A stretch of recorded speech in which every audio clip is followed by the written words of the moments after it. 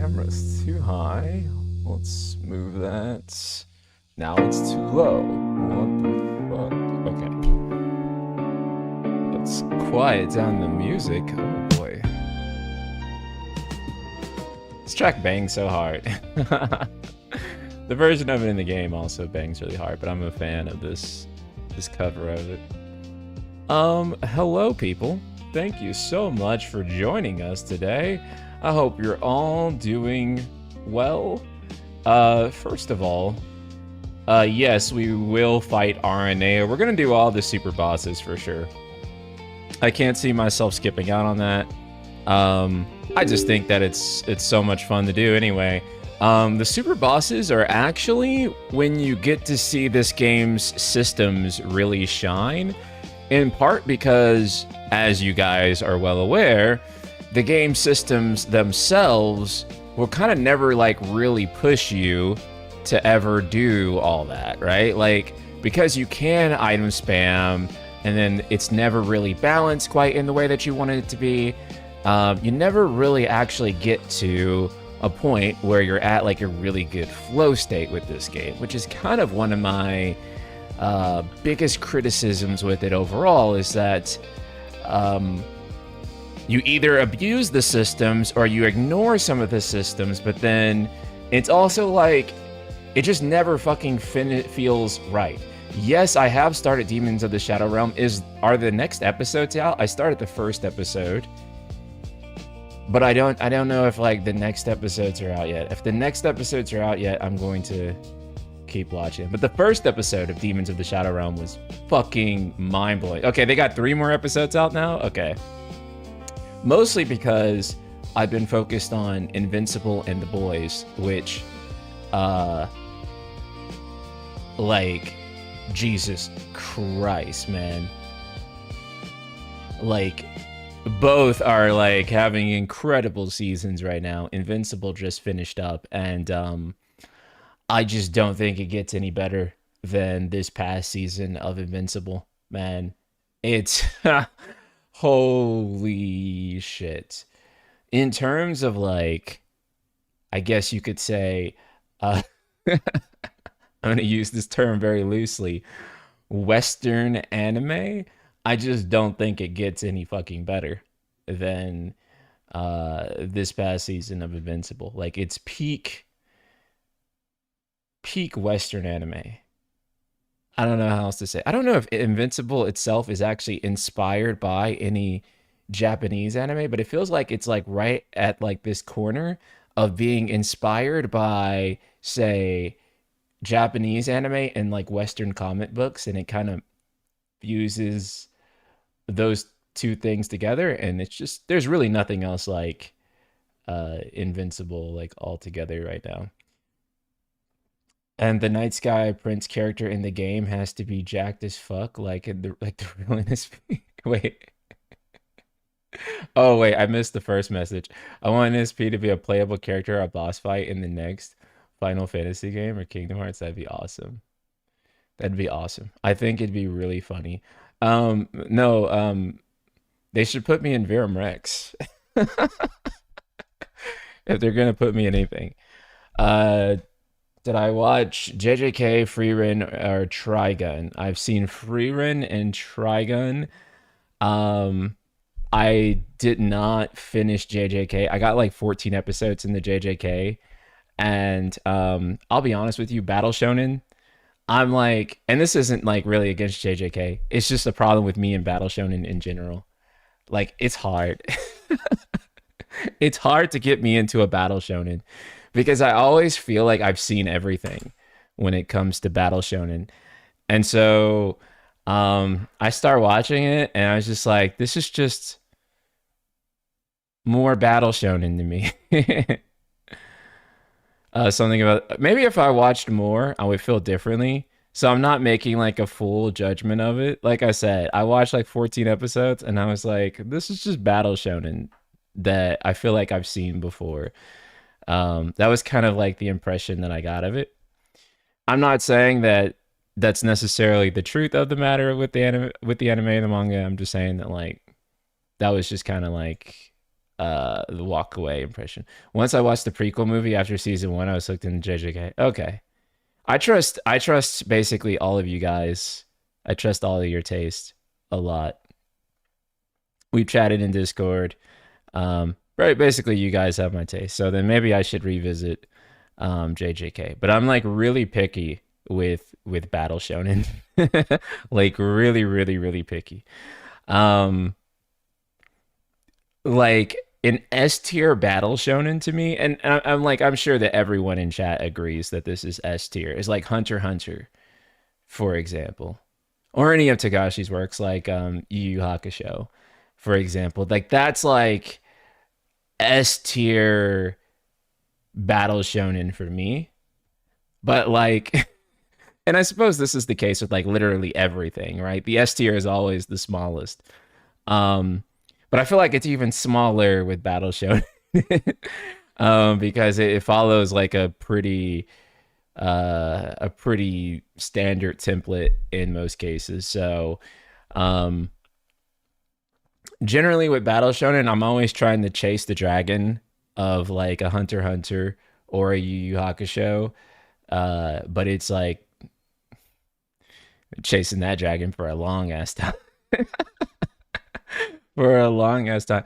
I think I want to say that technically, I want to say technically, Full Metal Alchemist Brotherhood is considered Battle Shonen technically, although it doesn't have Battle Shonen vibes. Um, Another thing that's technically a Battle Shonen, but again, it doesn't really feel that way. It actually feels closer to seinen, honestly. Is Chainsaw Man. Um, Chainsaw Man, like thematically is and presentation wise, is just so much closer to being seinen to me than it is like being shonen. But it is technically a shonen, which I just find weird because I don't know that everything about Chainsaw Man to me is like actually seinen, but it is labeled as shonen, I believe. Honestly, I think you like season 2 and 3 of JJK a lot. Okay, I'll give it a second chance. I didn't get, like I said, I didn't really get far enough to like really make uh like an actual estimation on it. It just didn't really hook me at first. Um, Also, like if you want to know another NSP core anime, core Vinland Saga. But I think you guys already knew that. I think you guys are already well aware of how I fucking feel about Vinland. Vinland is the goddamn shit. Lucas, what's up, man? Going to watch for a bit, then catch up on homework. I'm so behind. PC broke, new parts came in. Oh, dude, have fun setting up your new PC parts. Doesn't shonen mean it caters to men, or am I wrong? So shonen means basically young boy, so it's like younger male, basically. Whereas seinen is like young adult, if that makes sense. So, for example, Dragon Ball is a shonen, but Berserk would be seinen, right? Vinland Saga is seinen. Um, I want to say Code Geass is definitely seinen because, especially with the uncensored version, yeah, Code Geass is definitely Code Geass is definitely seinen. I had to think about it for a second, but I'm like, wait, no, yeah, Code Geass is definitely categorized as as seinen. I don't think there's any question on that. But Code Geass is also like a top tier for me. So like teen rating to mature. Yeah, so basically like shonen is targeting I forget the age ranges, but yeah, it's like shonen tends to essentially target like a teen audience, and seinen is like kind of targeted like more at 20 plus basically. So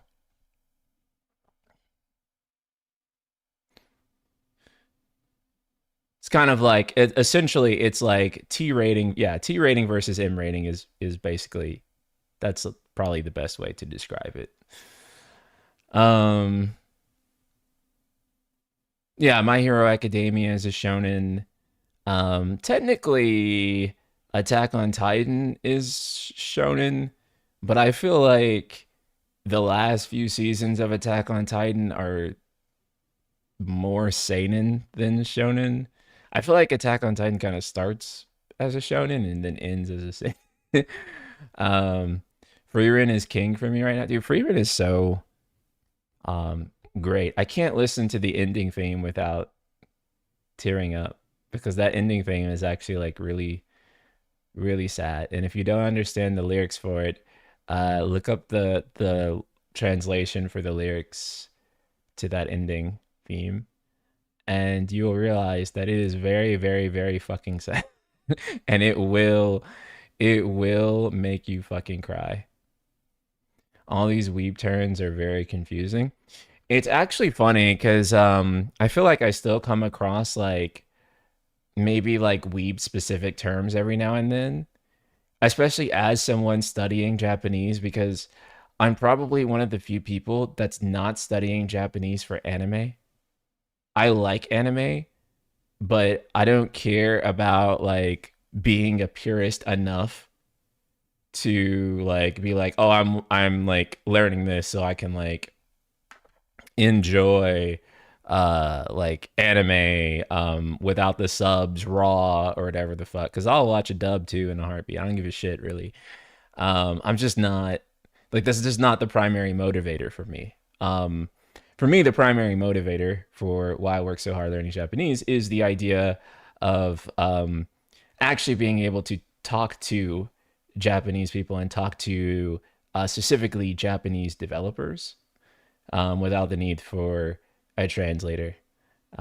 That's actually kind of like the primary motivator kind of thing, and also just to like be able to generally understand the cultural aspects better because as I work in talking about these games, it is something that invariably is just always going to be a factor that, you know, the culture is embedded in the games. It's embedded in the design, the storytelling, and the thing that, you know, the things that ultimately help create these games.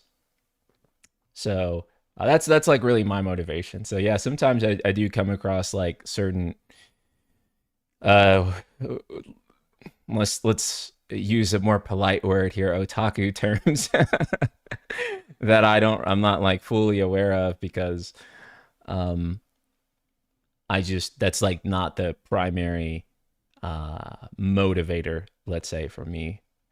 Um it is games more so than anime. Um yeah, for sure. I'm studying Japanese to hopefully get into a Japanese video game company. Are you sure you want to do that? Are you sure you want to do that, brother? I'm just saying. I actually no, okay. Yeah.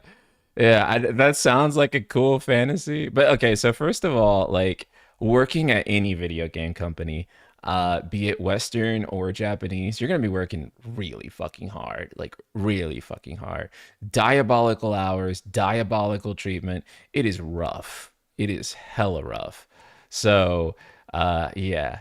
So I would say like if you were going to like work at like a game company, like internationally, I would say working somewhere in Europe would probably be the best. And the reason I specifically say somewhere in Europe is just because European countries tend to have better treatment of their employees relative to the US and Japan, which are not probably necessarily as well known for the rights and such of their workers compared to a lot of like European countries, let's say. So it seems like they have, but again, this is grass on the greener, grass is greener on the other side. I'm American and I see how things can definitely be here. And yeah, so I mean, if I personally had to pick, I would probably choose working um, for a European company over an American one. And from what I gather of Japanese work culture, I'd probably still choose like a European one. That's just basically from um, again hearsay and what I know of like the work cultures in my own country and in Japan and Europe. Not necessarily a definitive statement because I haven't worked for all the companies, and maybe what I hear is wrong. I don't know. But well, maybe what I hear is wrong about other people. The U.S. I can tell you. In the U.S. I can tell you a little bit more. Uh, a little bit more with my whole chest. I can tell you that that shit is probably. I mean, it's not terrible, obviously. Most of us here, well, at least according to the analytics, half of us here at the very least are American. So it's not terrible. Like, I'm not going to say that, well, it depends on the company.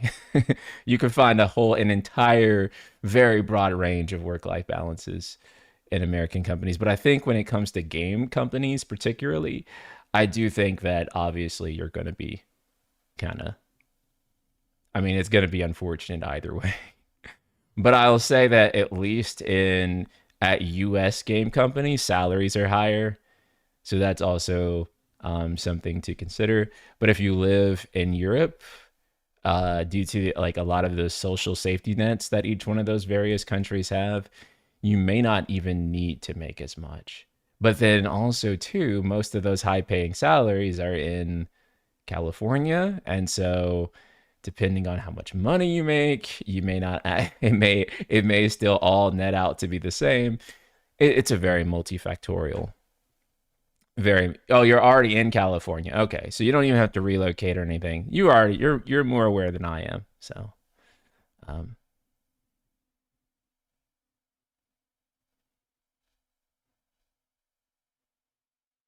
waiting for FF13's Lightning to return in a mainline game one day. What do you mean?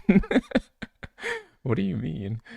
I used to check out your Discord a long time ago, but it was never, but it's pretty dead. So I never talked in it and eventually left. But now it's pretty lively and the discussions had, and the fun discussions are had in there.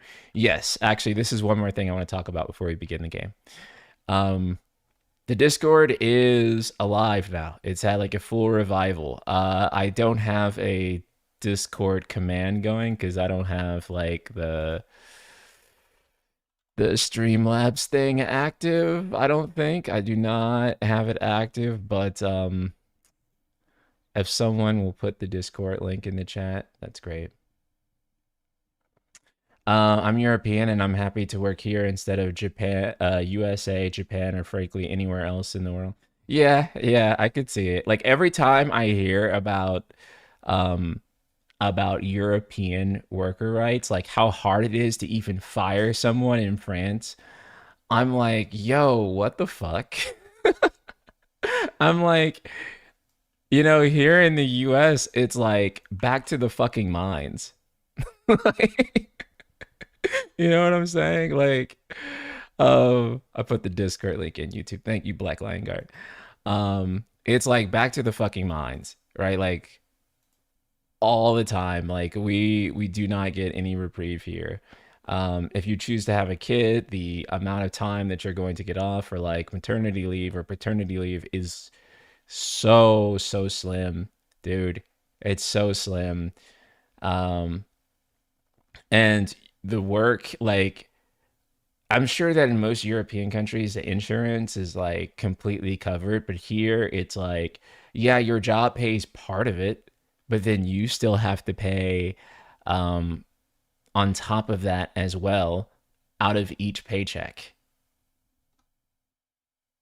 And it's just like, what the fuck?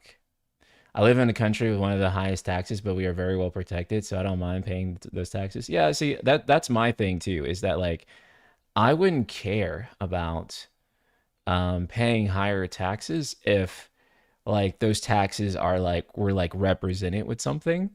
You know what I'm saying? Like oh okay, like I pay these taxes, but then me and everyone else get all these benefits. But here, it's like you pay all these taxes and you don't get jack shit. Nothing happens. So you pay and then it's just, where does it go? I don't know. Um, oh, by the way, my baby Autumn is due in June, and I only get 6 weeks leave. It's bullshit, NSP. Holy fuck.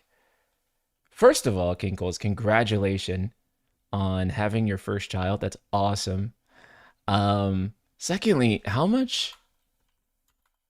Let's look up paternity leave in France and compare it.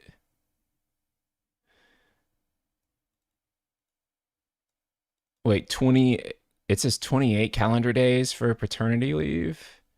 At least that's lol AI summary overview. Oh wait, maternity leave is 16 weeks. Interesting. And then what is that in the US? 12 weeks unpaid. Awesome. Let's fucking go. So 16 weeks paid, I believe, versus 12 weeks unpaid, if I'm looking at it correctly. That's crazy, bros. Had cancer at 24? Holy shit. Dang, treatments didn't cost me a thing. I don't mind paying taxes either. Been in remission for 13 years, so things are going well. Jesus, brother. I'm so glad you're okay. That's awesome, though. I'm glad you're in remission. Um, can we please not compare social safety net to the US to any other country? I'm already a doomer. Yeah. I'm not trying to make this uh a political stream today. But yeah, when it comes to like working in the game industry though, these are all factors that you have to consider. And remember that you are a talent that the game industry needs in order to survive and thrive. And so, wherever you can get the best deal, you should go. Who needs the doom scroll when you got NSP streams? Good. I hope that I'm replacing doom scrolling with something interesting and stimulating that is not slop. The internet used to be such a, I don't know how to say it, but like a more communicative, like, is that the word I'm looking for? No, it's something else. But it's basically like the internet used to have like real communities in it, right? Like it used to have like actual like forums and shit. And now it's just like everything has been conduced to like 3 or 4 apps. You know what I'm saying? Like it used to be less serious. Like the internet used to be the epitome of unserious, right? Like you know what I'm saying? Like it used to be like the most unserious thing. And now I question if the internet is more serious than real life at this point. I know that sounds insane, but we kind of are getting there. Here in Canada, it's well known that salaries in the US are better, but then you have to go to America. Yeah, I really like Canada. I've only been once for a short time, but it was really cool when I was there.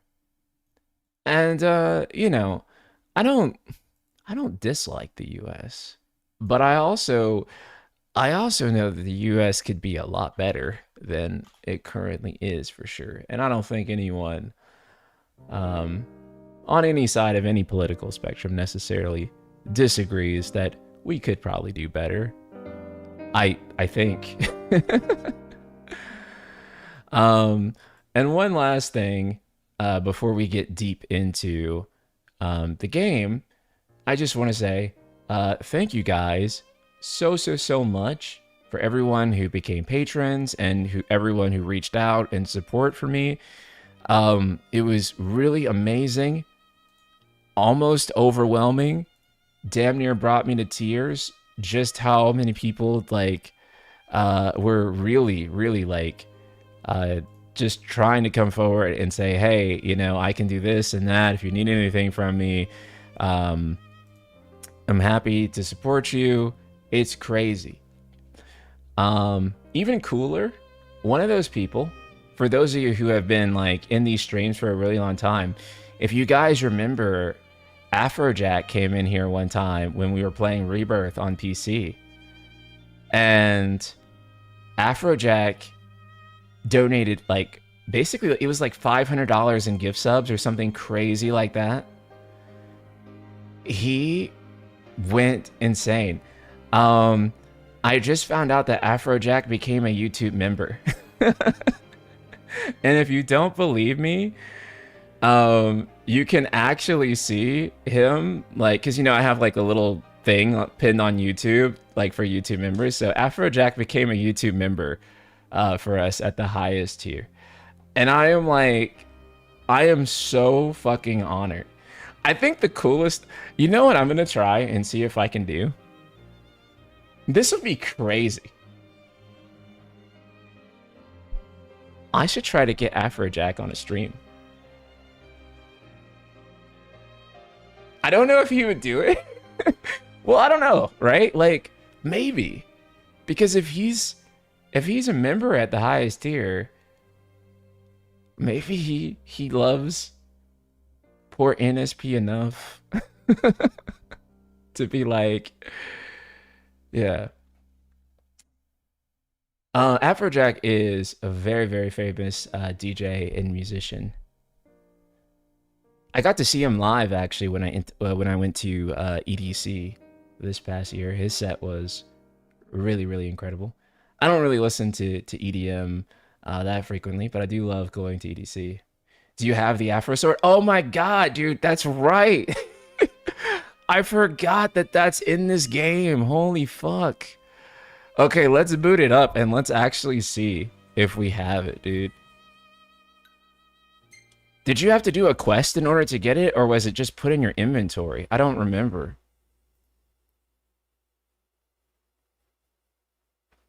Holy shit, dude. I forgot. NSP moving the culture. Okay, I actually do think I may have slightly moved the culture a little bit with regards to this game in Versus, because everyone has been telling me that I have caused the great reawakening of Versus 13 and like Final Fantasy 15 completion desires. Like, that is what I am being told. Like, everyone is like, bro, no one was talking about this fucking game until you made those videos. And now every time I log on, everyone in the FF community is talking about FF15. Doesn't Afrojack have tracks in Final Fantasy 15? He does. Oh shit, my gear is locked, so we can't check right now. But we should have the Afro Sword. Yeah, yeah, that's crazy. You know, that he is that big of a Final Fantasy fan too, to be doing that. So that was also a smart collaboration on Square Enix's part. I am hoping that they start doing smart collaborations again. One of the things that they did recently was post they made a post about like Honkai Star Rail. They were like chatting with the manager for, you know how they sometimes chat with other community managers on the main. But I'm just like, why aren't y'all actually collaborating? Why aren't Cloud and Clive actually in Honkai Star Rail? Like, why the fuck is like the former biggest turn-based game outside of Pokemon not collaborating with the other biggest turn-based game outside of Pokemon?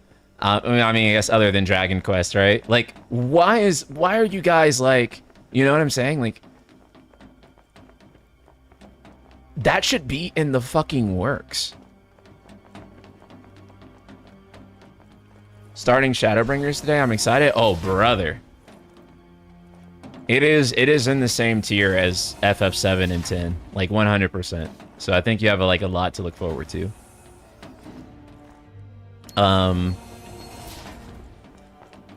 You'll also kind of understand like where my expectations were with Final Fantasy 16 after playing Shadowbringers, because obviously while I knew that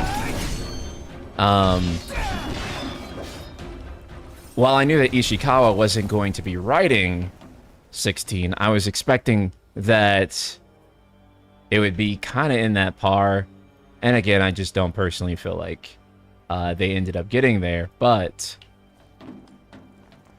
that'll help you kind of explain, because I think there are some similarities to Ultima and Emmett Sulk, but Emmett Sulk just does it so much better. 16th. V or 5, I don't know. The infected aren't disappearing, they're turning into demons. That we fail to see this defies belief. Yet dwelling on it avails us not in the face of the demon threat. Though of human origin, they're unlike the specimens bred for MTs. They cannot be controlled.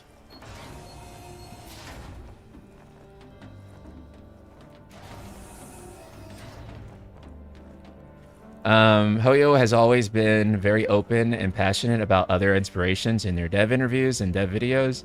They play loads of Japanese games. The company's slogan is literally Tech Otaku Save the World. I love that. More than half of the inhabitants are now demons. There is no hopes of neutralizing them, not with the control lost over the MTs. Outside the city swarms yet with more demons, former citizens. There's no escape.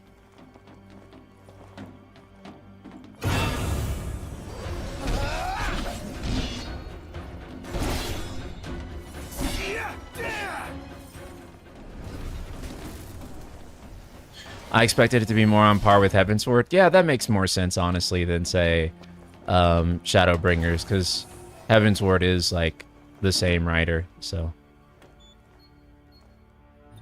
This is some Resident Evil style of storytelling. It very much is, right? Like, it's the type of storytelling that you see in an RE game. I think it was really clever of them to try to do this type of storytelling where it is lore stuff. Don't get me wrong, I don't think that this is the appropriate way to do that, but I think when you consider the fact that everything that they had planned got cut, I get why they had no choice, and this was the compromise. I fucking hate this. That was cool to do the first time, and then now I'm annoyed by the thing grabbing me by the leg, but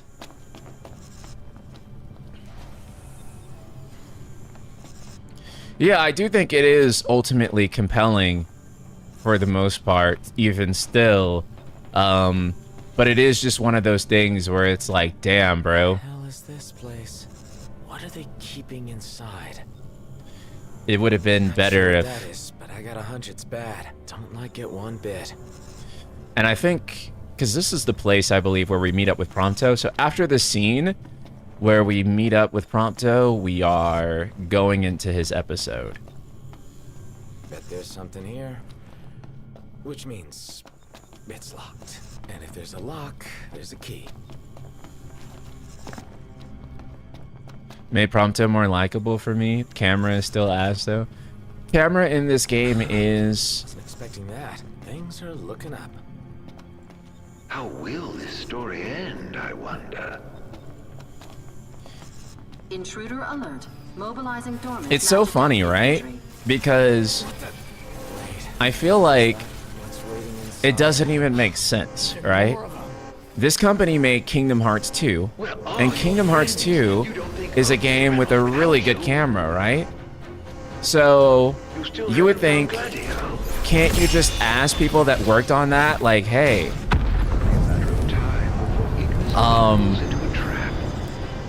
how did you make the camera so good? What did you do? But they actually don't do that. I'm not even kidding.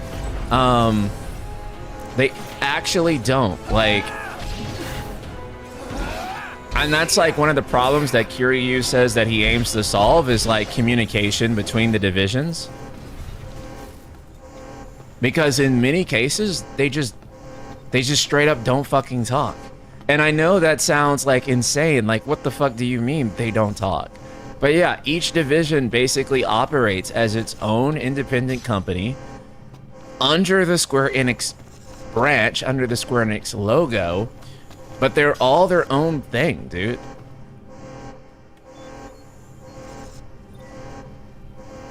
Security clearance raised to level 6. Access to level 6 zones authorized. Bro, it's so insane. I can't even believe, you know, that they were ran like that, but yeah. They were ran like that, so.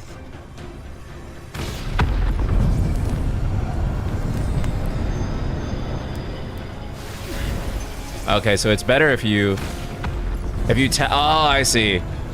If you perfect parry this, it destroys them like immediately. It like auto kills them. Oh shit.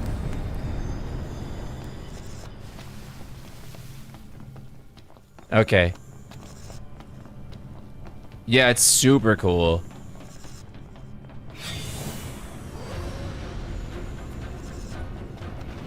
The Ring of Lucia is awesome, but just it's so hard to make that idea work in a balanced way. Hey, hold on, we got a super chat here. Roy Mustang, my guy, dude, thank you so much.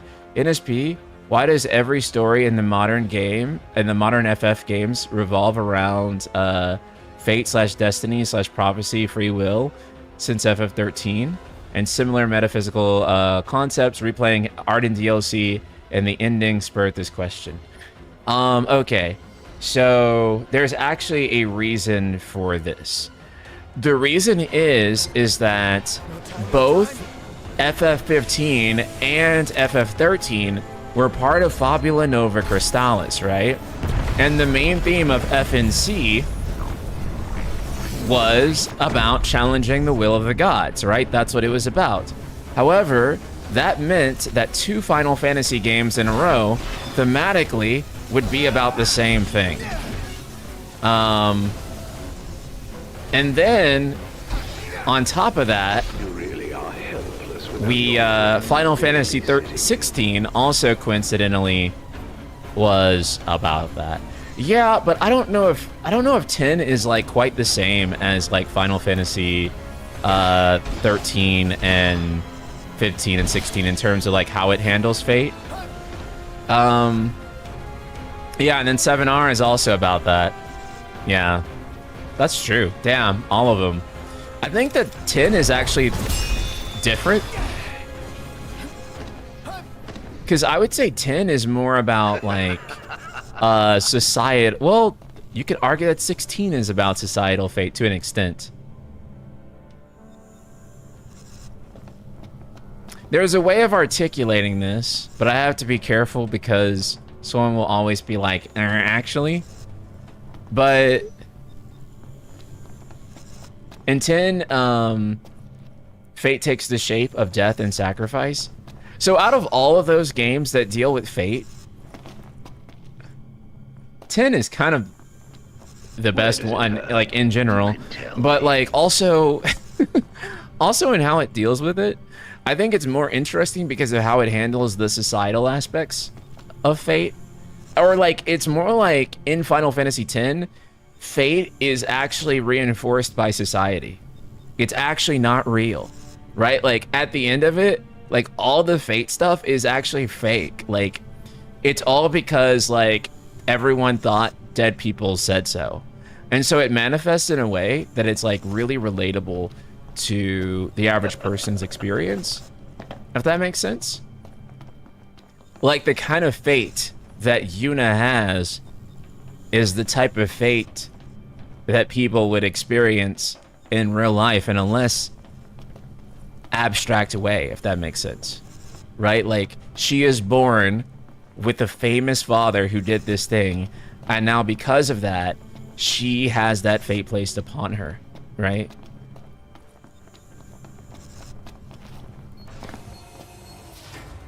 Not so tough without your borrowed toys. And it's a little bit more intuitive to understand that than to say, I guess, like, understand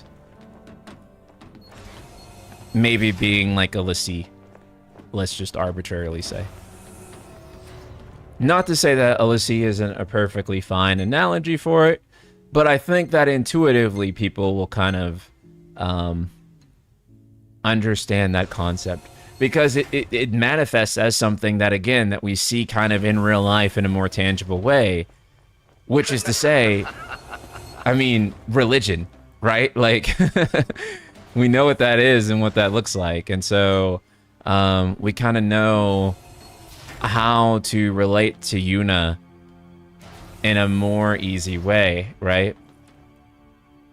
I found FF10 always getting the obnoxious racist gets hot and based girl, even though that's actually good for him because she calls out his bullshit. Bro, I mean, hot goth girl with a racist boyfriend is like not unheard of. Like at all. So even then, I would say it's kind of real. It's kind of real. It might actually be the realist in that regard. The wave produced exceptional results in real life conditions. Effectively inhibited Kingsglaive warping and spell casting abilities. Powers operate on self-same principle as the Wall of Lucis. Interesting.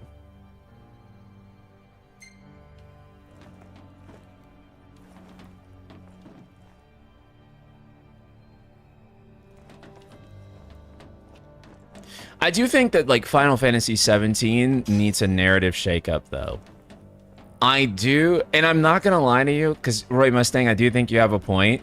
Because when I did see, like, with FF16, that fate is written in flames or whatever, they had that tagline in, like, one of the trailers for 16.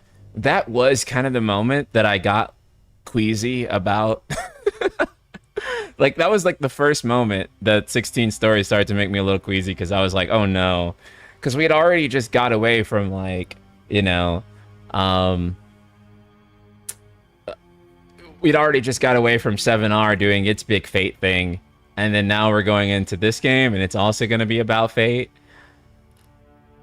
And so, again, I don't think fate is necessarily a bad subject matter to discuss things.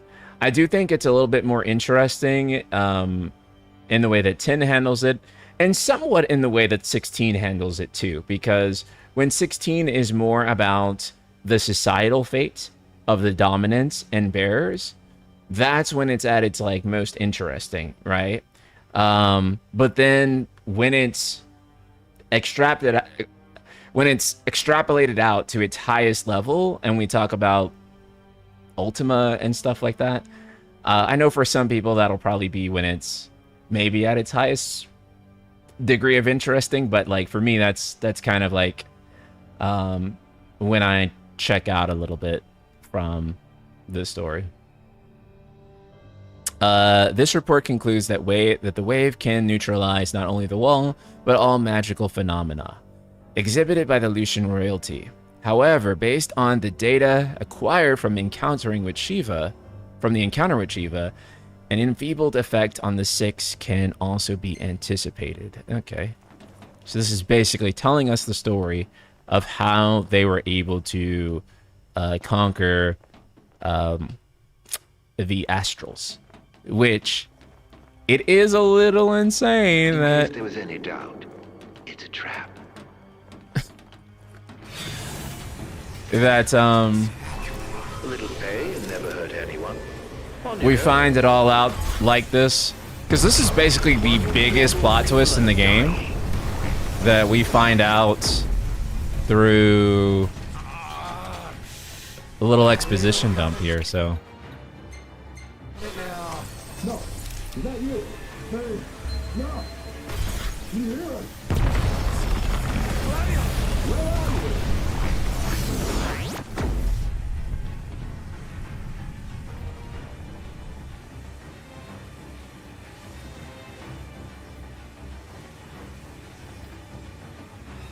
I don't think the game intended on me beating them that fast. Narc's in trouble. Got him. There ought to be a kill switch nearby. Find it. How do you know that? I believe it's the reason we were brought here. Come on, hit me. Hit me, bro. Ah, fuck. I can't see shit. Well, he's already dead. It doesn't matter. That was close. The hell did you get here? You're welcome. Thanks. After we were separated, we received help from the usual suspect. That bastard's playing with us. But at least we're together. But my girlfriend made it. By the way, my girlfriend made it a really good observation about Evercold. Evercold kind of sounds like Fimbulwinter, which is the harsh winter in Norse mythology that precedes Ragnarok. And what happens in Ragnarok? Gods die, godless realm. Oh shit! You're right.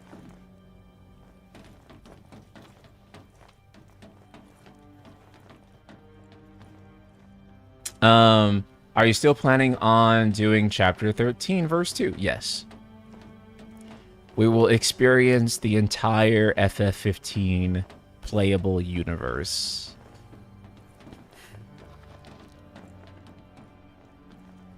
Actually, wait, can I save now? Right, Mustang, thank you so much for another super chat, brother. I completely lose interest now when in a story nowadays when it revolves around metaphysical, fate/destiny, over exploring the human condition. So my take on that would be exploring fate/destiny has to be a way of exploring the human condition. Otherwise, I'm not that interested, right? And you can do that. You can explore it that way, such as like Locked. it also depends on like what the fate/destiny is, right? Like what's enforcing it. I get a little less attached to it when evil god is the reason behind the fate/destiny being enforced. When again, I knew you'd go that it's way. societal structures, then Was such a tease. I'm really into it. Like, Arden calling me a tease sounds a little, but anyway, so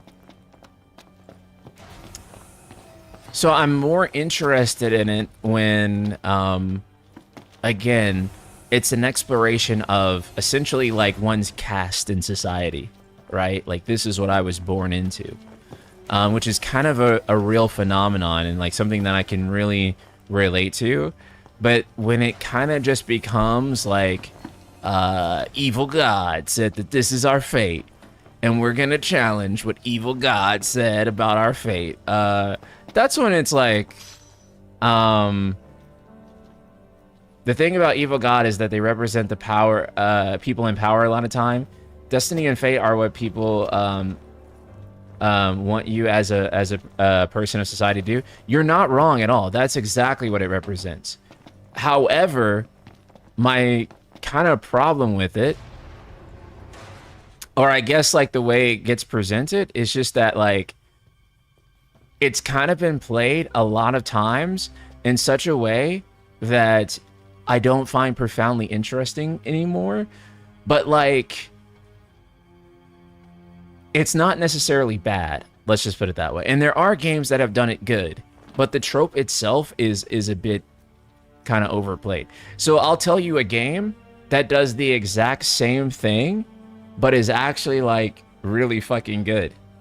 It's a game called Final Fantasy VII that actually also, if you really think about it, does explore fate. Not in the way that Remake does it, but in the way that we experience, again, fate in real life, right? Like, the fate of Sid, for example, the fate of Barrett, the way Shinra basically creates like a caste system for people and oppresses them, and the fate of the people in the slums, right? And how they have to have, like, you know, the way they're locked in.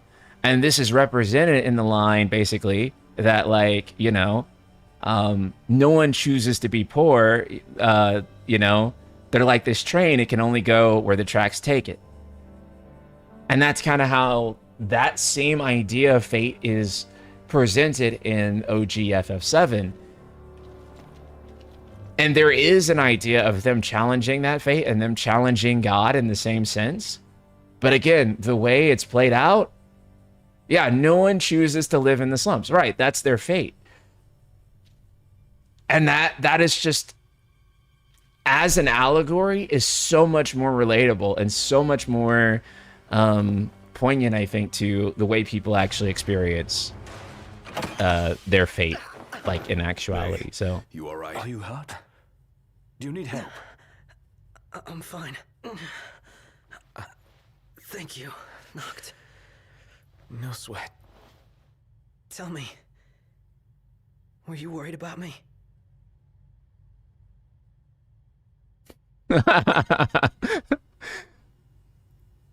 what if I said no? What kind of question is that? Of course. That's why you came. Like I believed you would. Prompto. That's why I told myself I couldn't die. Not until I could see you. And hear you tell me I'm not a fake. That I'm the real me. I'm sorry. Don't be. Everything's alright now. Do you even see the Prompto clones in this, like, before the DLC, actually, now that I think about it? Dang, we can't save yet. You don't? So that whole line doesn't even actually hit because you don't actually see the Prompto clones if you haven't played the DLC. God damn, Final Fantasy 15. Isn't it just Verstel who clues you in? Yeah. This is very Shinra HQ in vibes. It is with regret I hereby suspend my plans to restore the Magitech weapon to full functionality. The spineless powers that be fear further incident and my efforts to activate and control the device are futile. If it is some sort of autonomous armament, then only divine intervention could bring the mech back online. Until that time comes, however, the device shall remain sealed. I remember watching Kingsglaive and I thought we were going to fight Ultima. Or not Ultimate Weapon, Diamond Weapon. Because if you guys recall, Diamond Weapon appears in Kingsglaive. And I was like, I was so sure. I was like, Diamond Weapon is going to be in Final Fantasy 15? That's crazy. And then Diamond Weapon was in fact not in Final Fantasy 15. And you could also debate that Lunafreya was also not in Final Fantasy 15. And I also thought that, like, I was like, Glocka can't truly be dead because we're gonna have to fight Glocka. But actually we do not fight Glocka. So that was not. Oh wait, did I actually save it or did I just rest? I just rested. But that's okay, because that should have created an autosave, I think. I hope. But I didn't actually save it. Oh, fuck. Okay. I should have an autosave. I should have an autosave.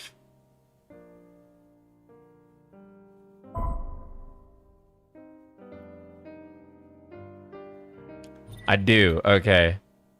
Let me load it back up and then let's properly save. I was like, oh shit, wait. Camping does not automatically save, although it should. Why would we fight Diamond Weapon in FF15? That'd be like us being part of the story. So, and that's another thing too, is that, again, while it is true that they didn't, damn, you changed the title screen to that? Yeah, because I thought it'd be funny. while it is true that they had a limited amount of time, I also think that they chose the things that they wanted to do poorly in a way.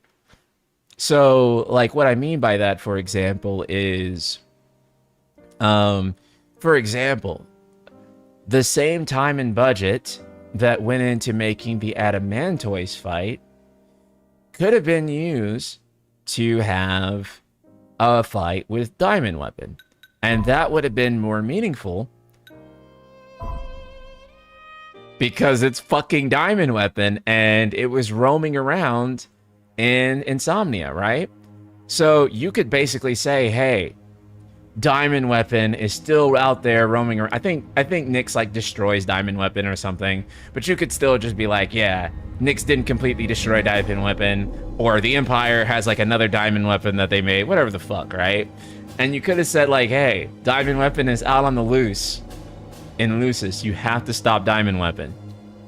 But they chose to do Adamantoise, right? So yes, it is like that, the fact that they had limited time and resources, but also it's just the fact that they just really made like a lot of poor decisions too, I think, in terms of planning some of the content at like the top level. So I'm not trying to be too critical of the team because in fact, I don't think I've announced this yet. Keep it on the low just for this stream. But I will be interviewing someone soon who worked on the game, so we will actually get a better idea of some things.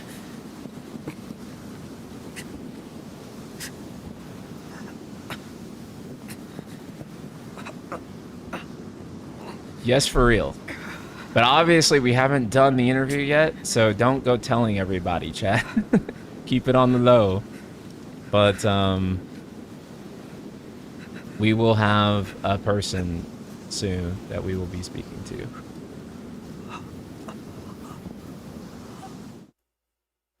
Oops, I didn't mean to do that. My bad. It's freezing out here. And then I'm gonna hit up Acid Rain again and try to get him on, like, actually in the sooner rather than later time-ish. So, yeah.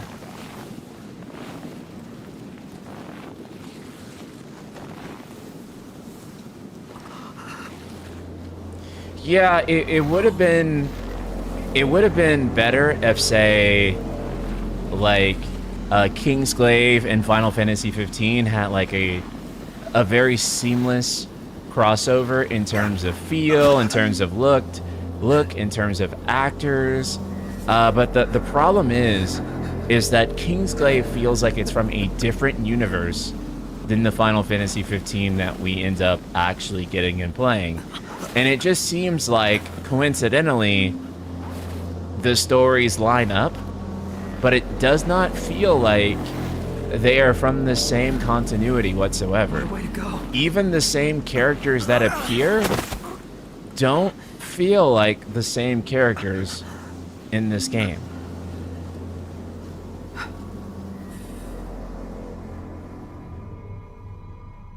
Looking at the Adamantoise fight, I don't think Diamond would have been fun. It probably would not. But it would have been more meaningful, at the very least, right? To have Diamond Weapon over Adamantoise.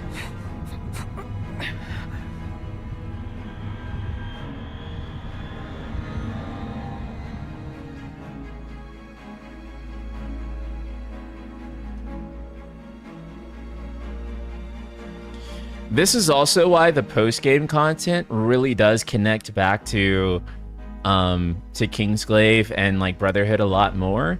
It's because all that stuff was changing rapidly, and different teams are working on all these different projects, and no one really knew how any of this stuff was turning out until after the fact, right? All I ever wanted was friends.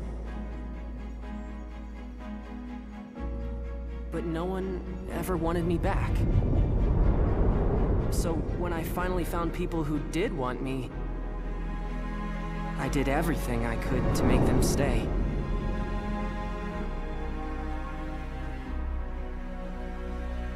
And ever since then, I've lived my life in fear. It's not gonna be Tabata.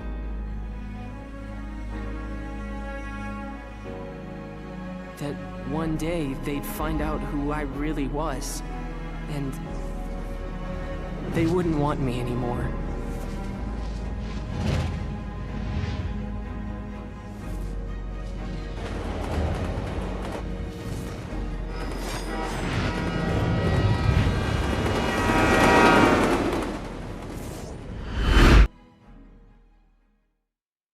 Little Prompto does sound older than 20-year-old Prompto. You're so right.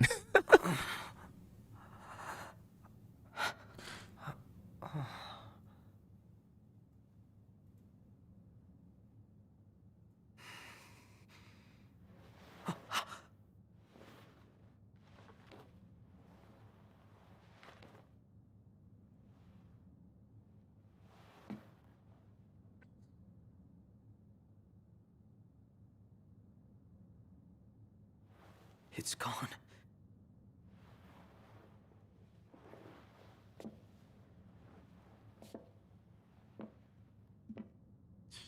I want to say Keiji Okabe does the music for episode Prompto, right? Research log year 722, day 189. I received a proposal regarding a way to improve the infantry's performance by leaps and bounds. Outfit the troopers with Magitech cores. Preliminary tests suggest sublimating demons for fuel will result in an unstable infantry unfit for the field. If the calculations he provided are correct, though, this could solve all our problems. The Deathless Project marks the advent of a new age. No longer will our soldiers fall on the field of battle. The Oh, that was Empire shall Gladio? rise, Never and mind. Soon all the world shall bask in our glory.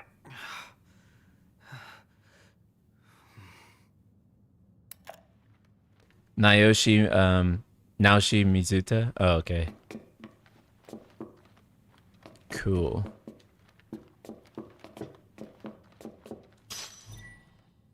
Construction finished today on the first Magitech production facility. Rising military star and leading authority on Magic Verstal Bethesda has been selected to oversee the plant's operation. Reports say Bethesda will relinquish his field duties in order to serve at compound full-time. Okay. Interesting.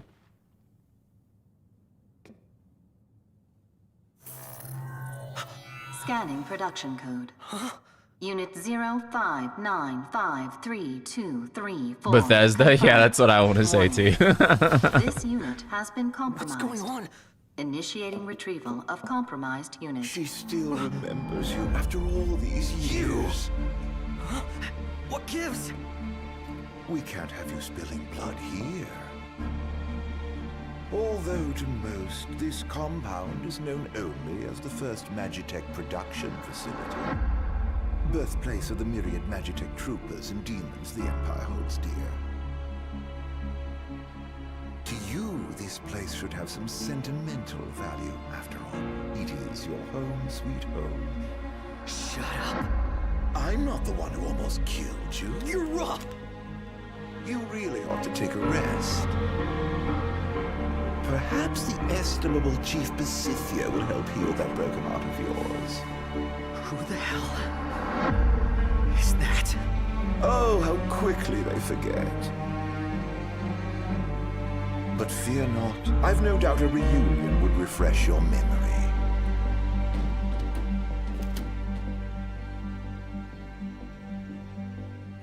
Love him. Okay. I'm gonna find them. Wherever they are. Cool. What's up here? Literally nothing. Okay. Also, going by the main menu earlier, you never beat episode Prompto on PC? Really? Maybe. Probably so. I thought we did play it though when oh, I know what happened. When I streamed it back in the day, I was having hardware issues with my PC, and for whatever reason, it would crash every time we like got to the end of episode Prompto. So we just ended up skipping it. That's what happened.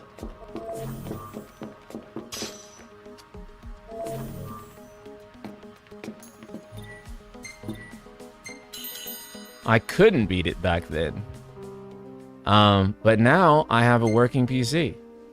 So I can beat it. Yeah, see?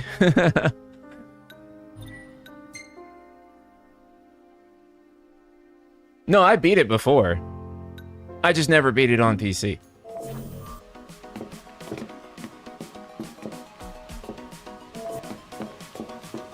I beat it on PlayStation. When it first came out.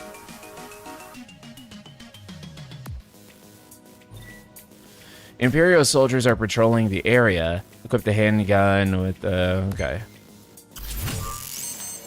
Yeah. Because as you guys may recall, there was a year in between. They land 3 shots. Oh. There we go. I actually don't like that they changed the attack button for Prompto. I get why they do it, but it also makes it... Damn, was it the PC you gave me? No. It was the PC I had between the one I currently have and the one I gave you.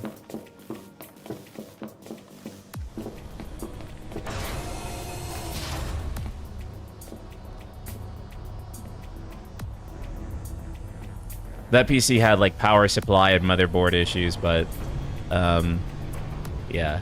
We have a new PC now. Was he telling the truth about this place? I forgot that was even a mechanic, but yeah, you can steal weapons in this. It's pretty sick.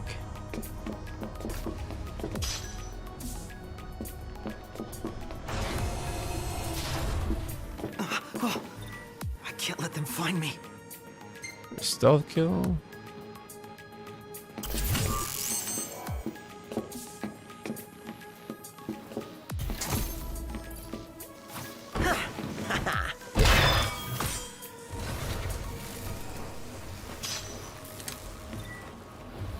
Stealth kill Imperial soldiers to steal their weapons. Okay, cool. Press to equip the machine gun. Nice. To ready your machine gun, holding crosshairs. Okay, yeah, we know that. We know. Research log here 722, day 339.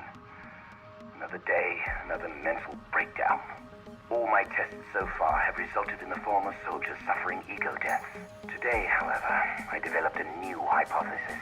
I will continue to sublimate demonified humans to harvest the miasma. But if a sense of self is the source of these snacks, why not inject infants with the plasmodia instead? We've little time. If we are to combat the Lucian threat, we must explore new options. I, too, will set aside my personal misgivings and do what I must for the Empire.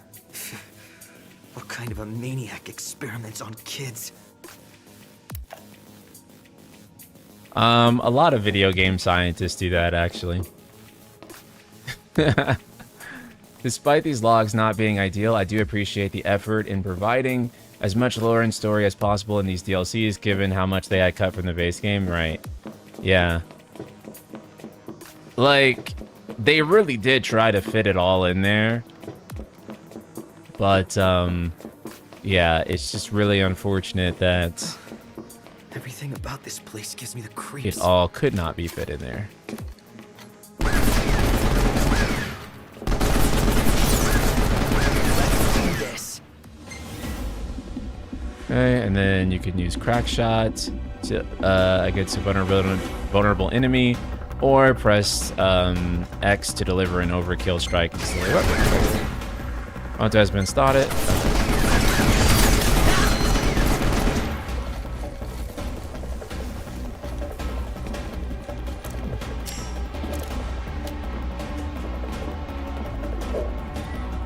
Oh, okay, cool.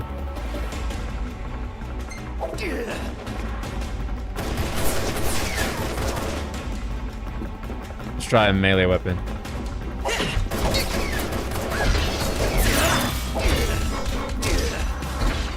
Nice.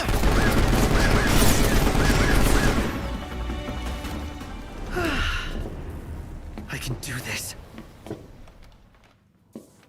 Yeah, crack shot is a very like Type 0-ass mechanic to me. Like that's how it feels.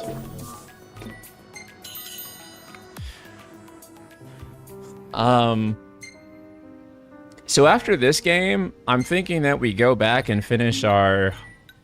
Oh, well, not finish. I think I'm just gonna redo the hard mode,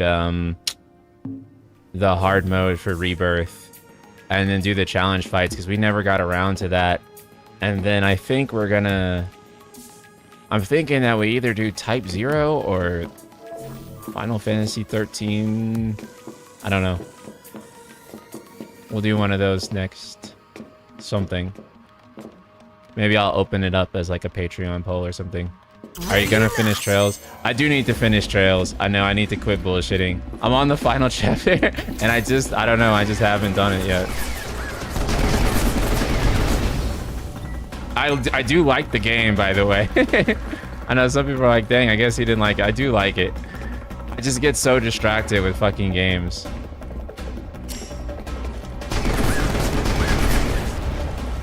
I'm really bad with finishing stuff. Land 20 shots? Dude, what am I supposed to land 20 shots on when I keep killing them all with the thing?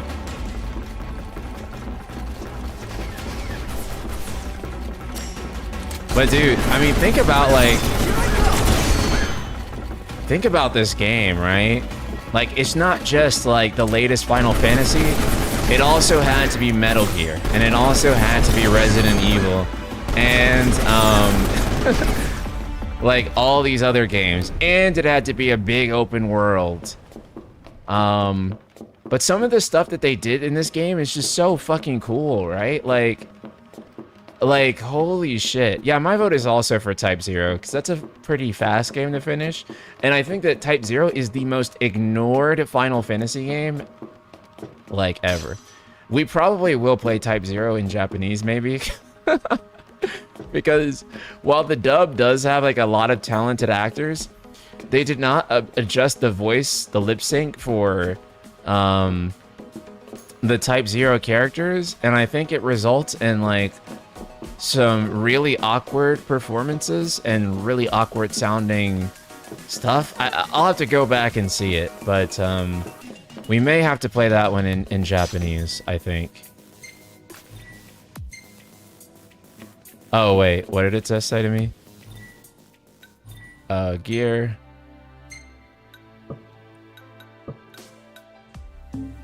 Wait, how do I access it again? I skipped through the tutorial. Oh, I see.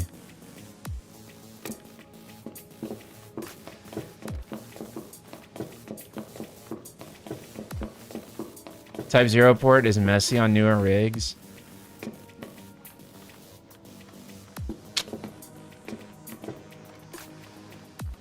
Let me tell you what I really want to do. What I really fucking want to do is I want to play Type 0 the right way. And the right way to do it is to emulate the PSP version.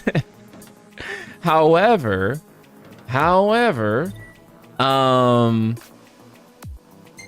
the only thing about doing that is that the rifle, we don't have the fucking rifle.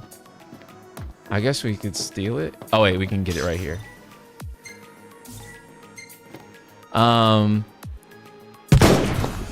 Nice.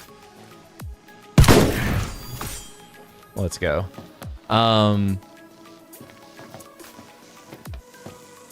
But yeah, I don't know if like I never streamed emulator footage, and I don't know how companies that I work with feel about that.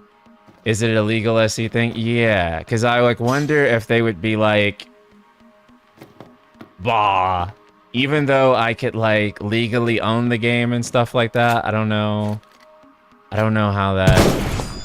I didn't need to do that. We could have just did a stealth kill, but the rifle is pretty fucking satisfying, bros. I'm not gonna lie. The hitbox on it is kind of like wide as hell too, so you can just. Oh wow, did that not? Well, I'll tell you what we can do though. Oh, they're not active yet. I'm gonna grab another one. I fucking like this rifle, dude. This shit's Kino as fuck. Max simulated dirge just fine. Oh, really? Okay, that's cool. Yeah, because I mean, I have like a physical in fact, I will buy a PSP physical copy of the game and do a legal backup with my PSP. I think SE is one of those companies that doesn't care. I think. Okay. Oh shit. Fuck. Wasting my ammo. Okay. Well, if Max emulated dirge, then I'm good. I just don't know how that is because I never done it. I don't think it's a big deal unless people start complaining about it and it causes like a big uproar, right? Never mind. I want the Target detected. Eliminate immediately. Commence elimination of compromised unit. Oh, this is great. This is great. You can fire the fucking bazooka that close, but if you use magic within like 100 feet of the character, then like, yeah, like it's over. Like it does not make sense.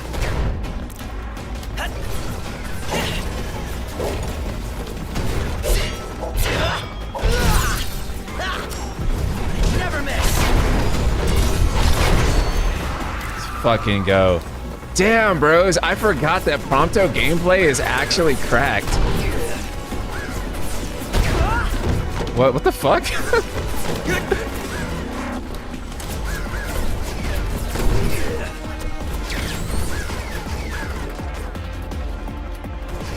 Wait, what the fuck? Okay. Okay, that was tripping me out so hard.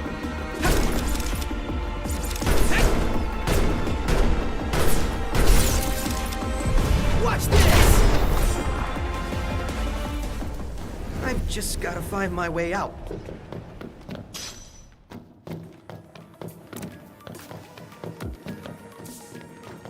It doesn't explode when it's off camera or something. That had to be it. Because basically when I peeped my head like around the corner, it would essentially disappear. That's so strange. And it wouldn't explode behind them. Did you see Michael and if so, did you enjoy it? That's the new Michael Jackson film? No. I have not seen it. It's got some mixed reviews, doesn't it?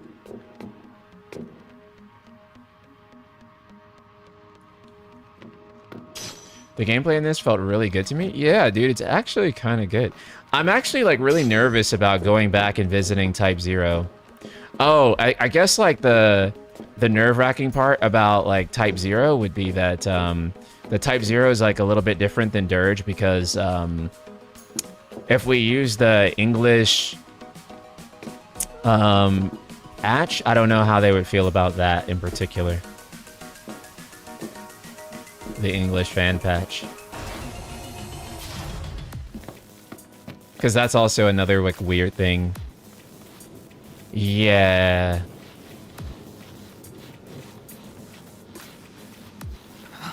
So cold. Type 0 is great on PSP. Dude, it's so like sad to me that most people here in the West think Type 0 sucked ass. And like they completely were uninterested in it because we got the absolute worst, shittiest version of it imaginable. And like they think that the game is just an ass game and they didn't know that actually that game was like so fucking sick, but it was presented in the most abominable way possible, and people just don't know. In order to better monitor a large number of new Magitech models entering production, the Imperial Defense Council motions to reform the coding system as following. Okay. No one cares. We've all got the same barcodes.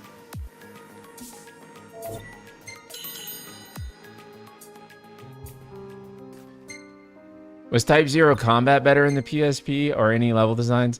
So actually combat's better in the remaster for the most part. But and the level design is the same too. But when you play it on a PSP, the graphics are out of this world. And then when you play the HD version, the art style is ruined. Seems my laboratory is not nearly as secure as I once believed. Some thief, likely illusion, made off with one of my experiments. Absconding with a single infant will do nothing to enlighten them of the grandeur of my research. It just feels better on PSP? Yeah. Such an incident never arises again. I've posted Magitech troopers around the facility and instructed them to keep a vigilant watch. It is their home, after all. On PSP, it feels like, how the fuck is this game even possible? Does that mean right? No, it couldn't be. There's no way. And then the HD remaster is like, this just feels like a really low budget spin-off. Like that's how it feels like. When it's actually like the highest budget FF spin-off maybe ever. 723, day 70. I pondered how I might find the necessary. Wasn't it multiple UMDs? Yes. Then it dawned on me. Why not make them myself? If I clone them from my own genes, I can eliminate the pesky process of breeding them. Mass production remains a pipe dream for now, but I'm confident I can create a massive infantry once the process picks up. If everything goes according to plan, the Empire will boast a 1,000,000-man army in no time at all. All this time, those things I've been fighting have been...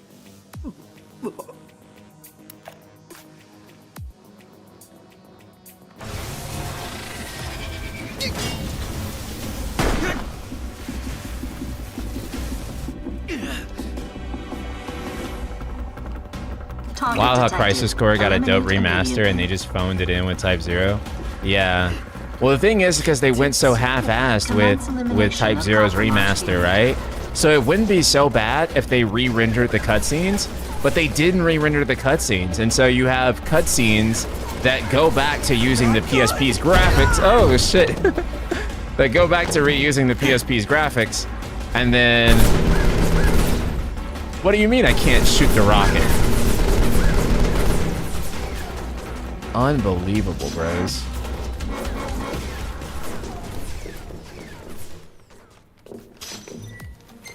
Nice. Lumen Flare.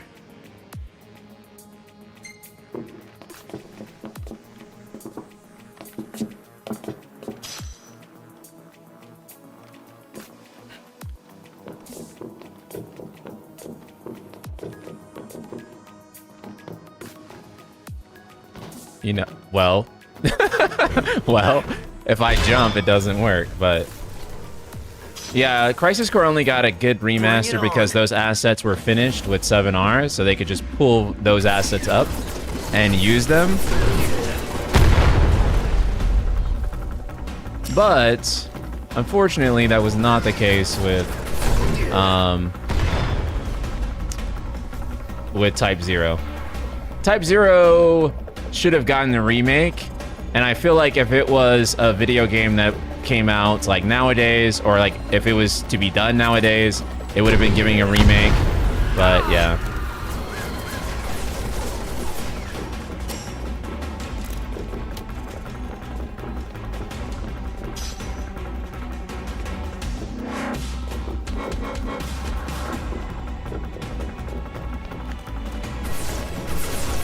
What? Can I not?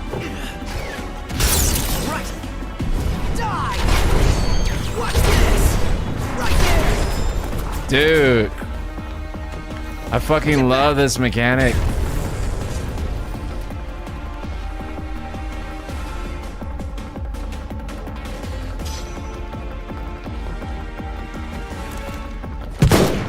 Oh shit. Oh, this is the rifle. I thought it was the fucking... What the fuck? Ah, fuck. Here, let's get back.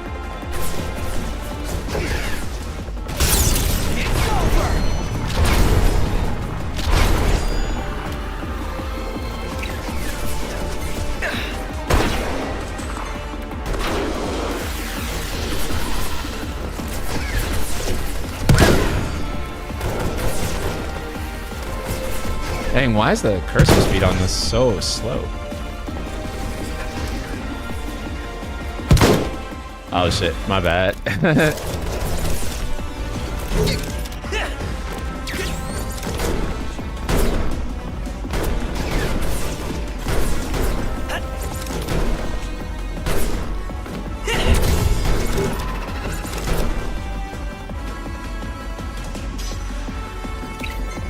Selfie.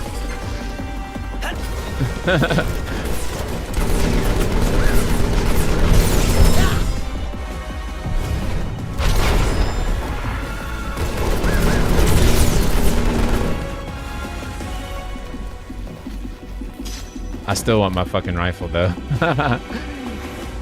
Actually, pretty good use case for it right here.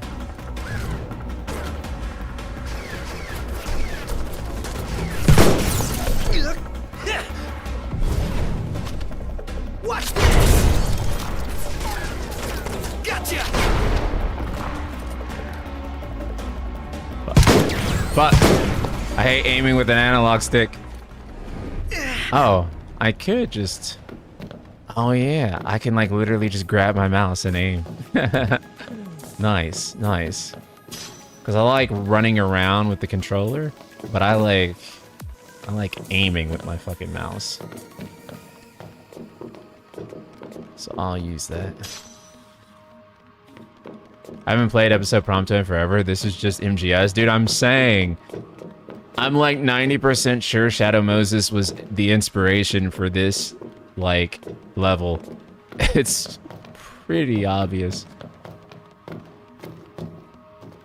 Both in, like, snowy environments too, right?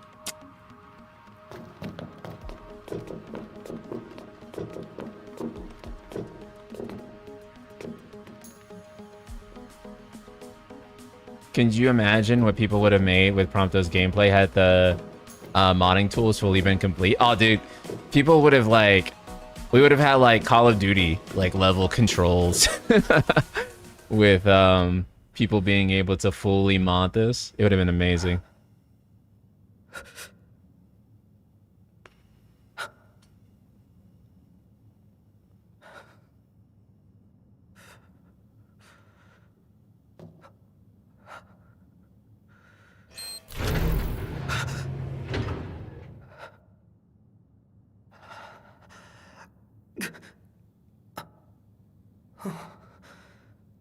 Lucky me. Unfortunately, Prompto is the first and last time we got gun-focused action character and an action FF going forward. And an action-forward FF, sorry. I kept... My dyslexia kicked in so hard there, Skylian. Yeah, you know, I do think that, like, maybe Vincent in, Remake 3...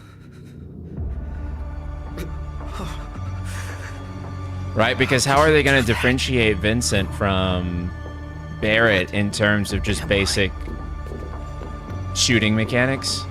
So, because they're both gunners, kind of, right? So...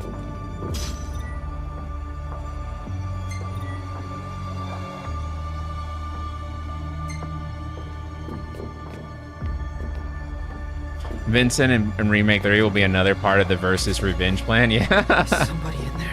I could see him being like, you actually aim the gun.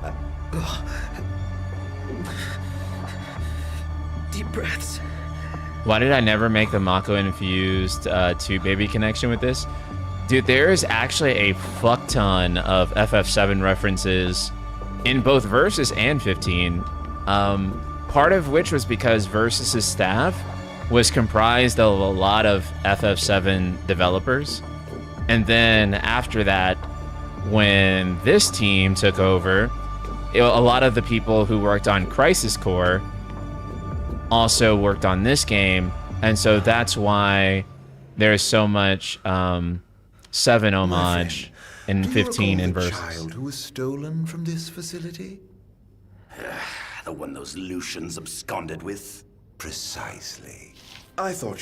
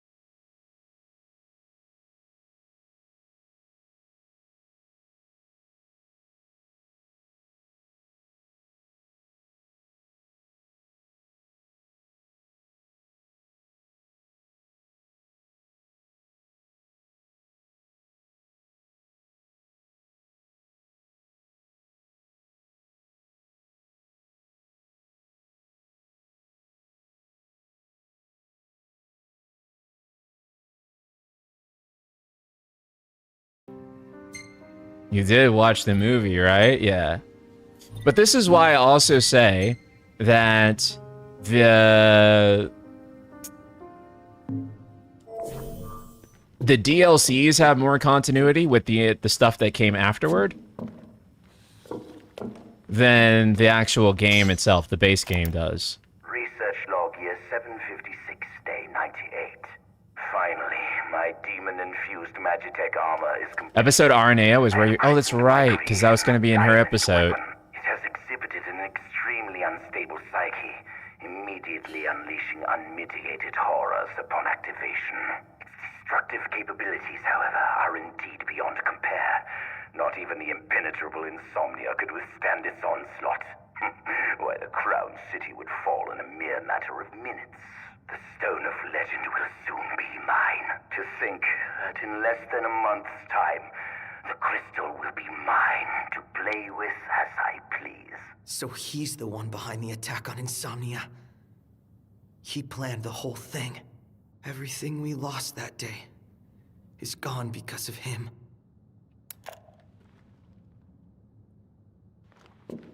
Imagine Dragoon gameplay in 15's combat engine. We lost so much. I know. Eventually, the game was going to be good, guys. Have you never seen a man turn before? If those Lucians hadn't intervened...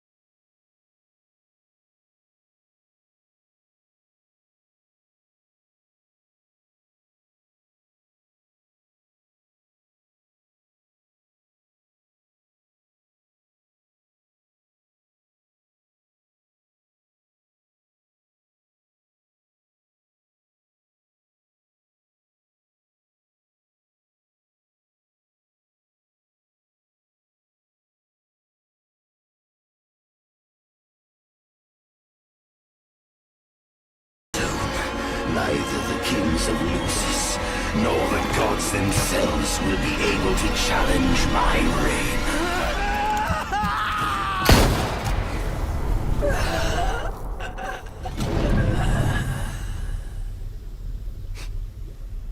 Second best girl. Who's first best girl? Tag.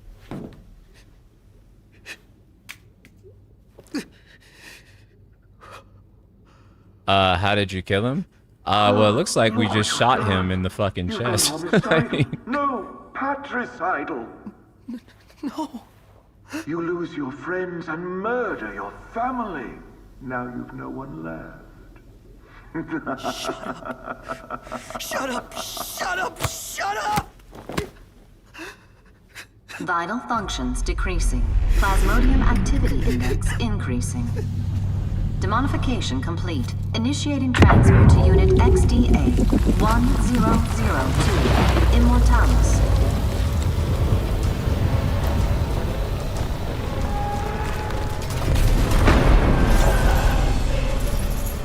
You always play hard to get like this? Aranea. Save it, Blondie. On your feet. In the leather.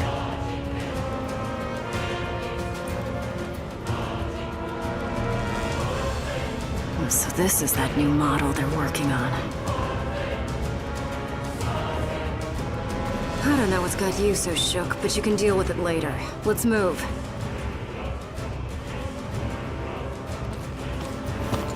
I'm only gonna say this once. Lose your will to live and you lose all hope of me helping your sorry ass. Got it?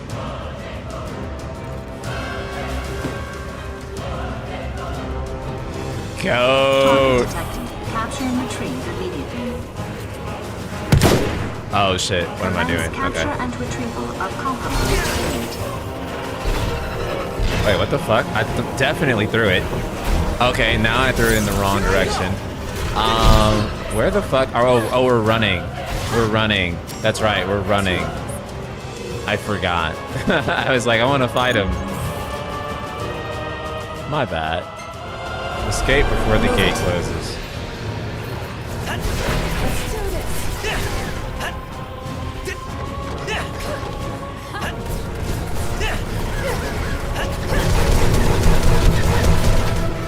This is so Metal Gear.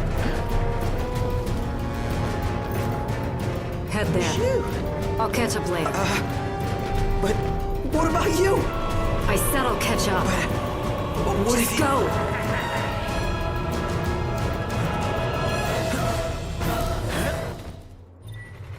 Prompto will still take damage while riding the motorcycle. Okay. Hop off with X. Hold R to speed up. L to slow down or back up. Steer, and then circles jump. Okay. L to adjust the view. And then hold square or R to fire while driving. Okay. Wait, no. I thought I just said to... Oh, it's R2. Okay. It didn't make that clear because of the UI for the PC version with controllers is kind of strange.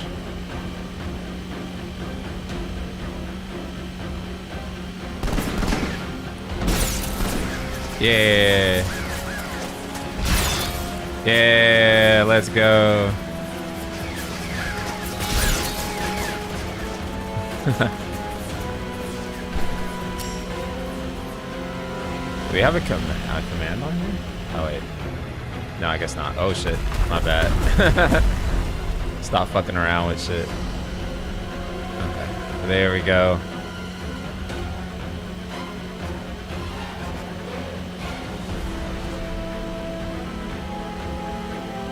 Bro, why is FF15 DLC so much better than FF15? Like, Jesus, man. It also kind of shows, like, what this team could have done if they had time.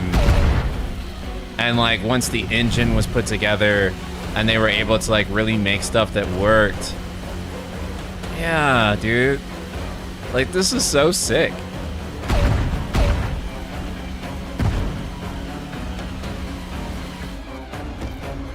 Oh, well. Let's see. Oh.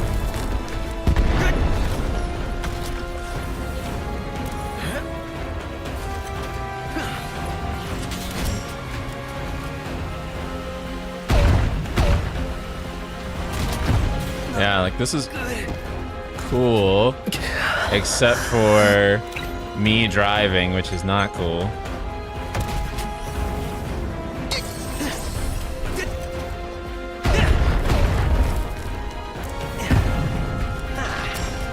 Although, to be fair, I'm pretty bad at the snowboarding minigame in FF7 too, so.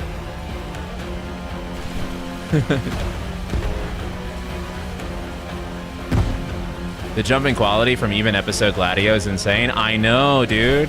Which is why the second season pass would have been fucking nuts. And then imagine if they finished like the revised gameplay for Noctis and they were able to patch that back into the main game like they wanted to.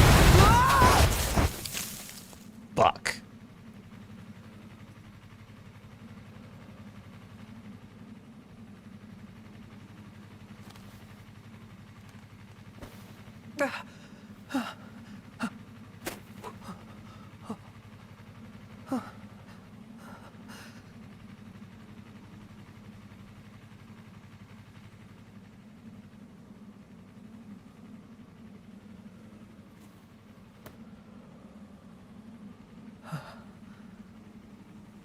Catch you later, Aranea.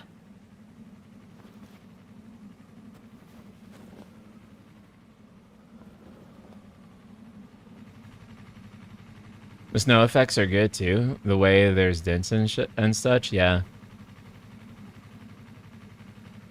And I think that this is like one of the ways in which I feel like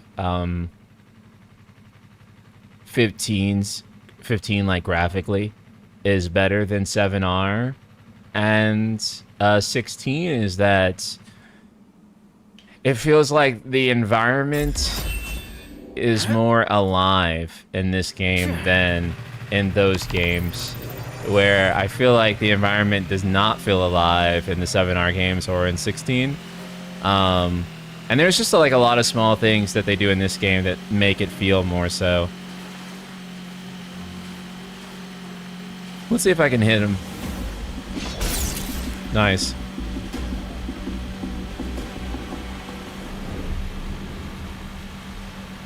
This open world thing is completely unnecessary though, yeah.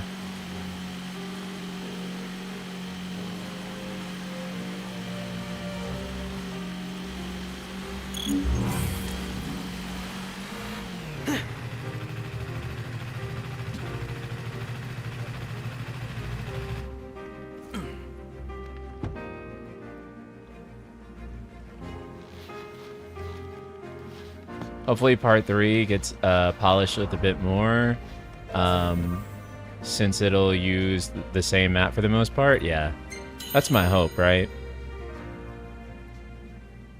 So they can really just focus on making it play exceptional.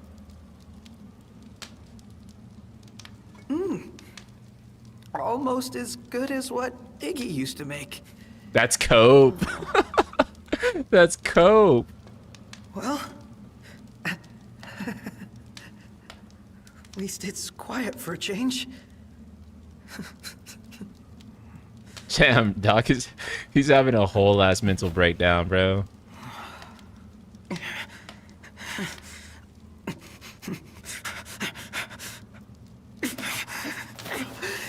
Damn it.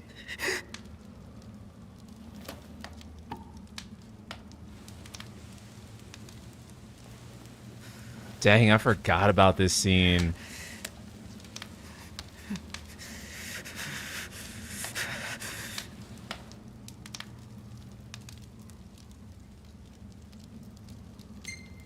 Do it.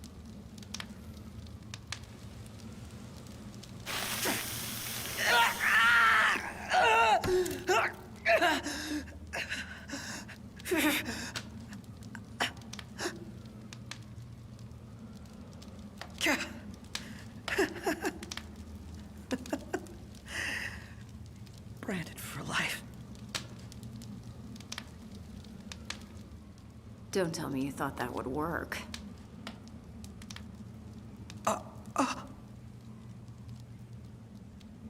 Prompto, right?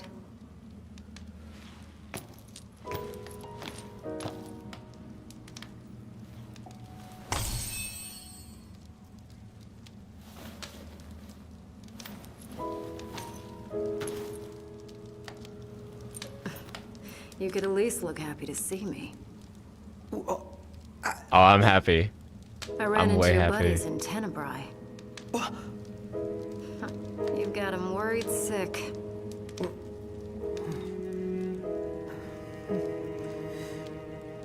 You gonna go see him or what?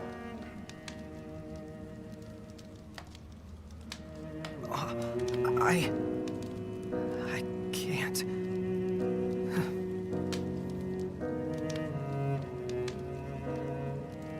I can't.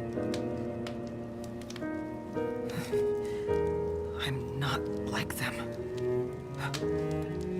I was born here. In Niflheim. All this time. And I've never told them. He needs to have his Mewtwo moment. And that's not even the worst part. I wasn't born into a happy family. I was made. Created in some laboratory. The entire reason I exist is to make Noct and all of them miserable.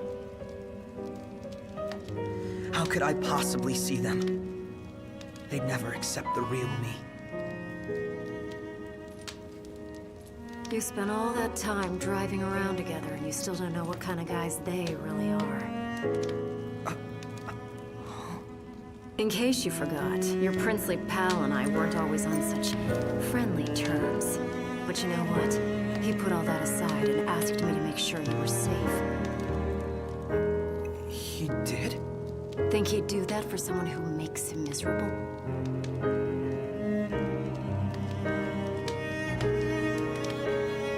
Ask about the guys, ask about me. Where's the option where I ask about us and our future together? But I'll ask about the boys. Is everybody okay? All things considered, I guess. Sounds like they've been through a lot since you left, but they're still dead set on getting to the capital. Hope they make it. They'd have a better shot with you around.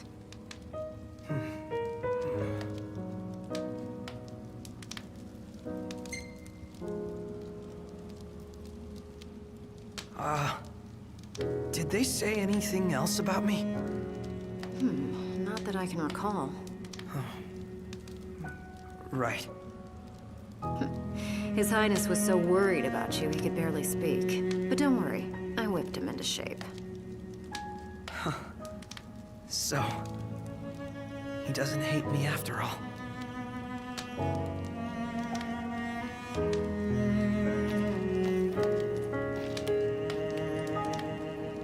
Look, I can tell you want to get back together with him, so why not let them know?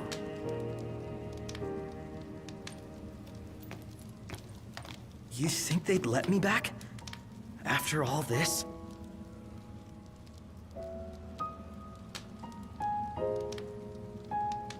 And even if they did let me back, I'd probably cause them nothing but trouble.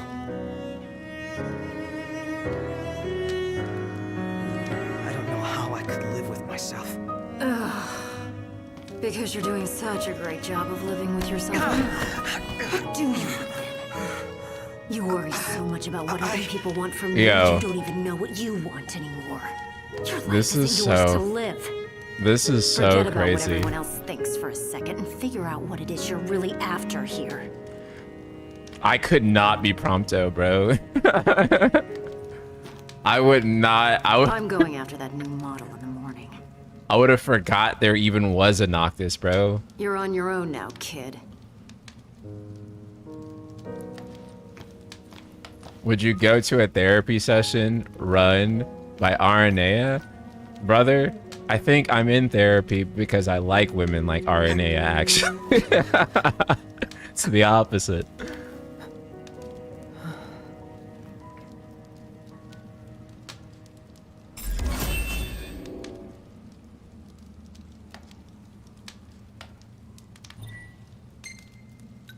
Dang, bro. Ain't no way. When she, like, used her foot to, like, kick him over and then, like, kneeled down and then grabbed him by the face, certainly should have been me. I think we all agree that that series of events should have happened specifically to me and not anyone else. I'm glad that no one is disagreeing with that, because it's true. We all know that was supposed to be me there. And yeah, if it was me, I don't think I would have made it back to Noctis. I don't think I would have. But you know what? You know what? It's not even a big deal. I trust Noct to do whatever the fuck that he's supposed to do. I think he can do it. He's got what was his name? Ignos and Gladdy these nuts. Yeah, they'll be all right. They don't need me. I'm a traitor, bro. Side quests are separate adventures that do not progress the story. Complete them to earn materials to enhance your... What were the side quests like in this? Also, how fucking unnecessary were side quests to have in this DLC? I'm gonna be honest, chat. Like, one of the most insane video game essays I've ever wanted to write is basically like an essay on like why side quests in video games actually just suck. And like, I'm actually just tired of side quests altogether. But I think it would be like very poorly received. I'm not anti-side quest in terms of principle, but I just think that like 95% of games don't have good side quests. You haven't played good side quests? No, I have, right? Yeah, okay, so here's my thing. People will say, but The Witcher 3. Is every game The Witcher 3? Yeah, like, there's like 3 games with good side quests, and then there's like a ton of mid, right? And so we say, oh, but The Witcher 3, but it's like, but yeah, what about the several thousand like games that have really shitty side quests, right?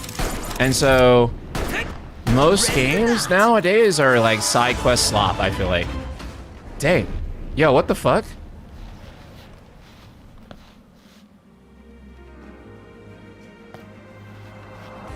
Anyways, I'm not gonna do the side quest. Fuck it.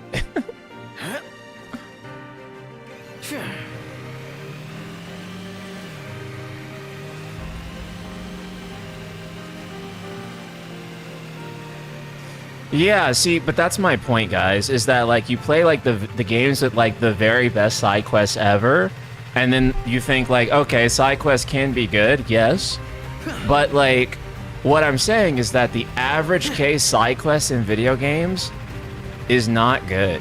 Like the average side quest is just padding.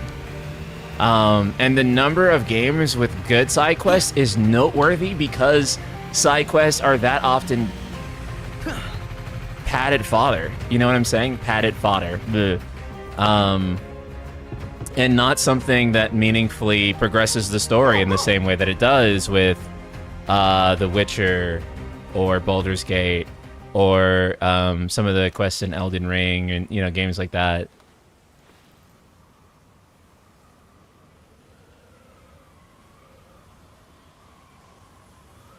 You're not gonna upgrade the snowmobile? It's kind of neat, though. I do think it's cool that they do give you the option to upgrade it more. It's unnecessary, but it's cool that it's there as an option. Yeah, it is. Like, yeah, you guys are right. The 10 games with side quests that are absolutely worth it are awesome. But like the average video game side quest is like something I just do because it levels me up. And not because it's like actually enjoyable to do. This dream sequence is really cool, actually. This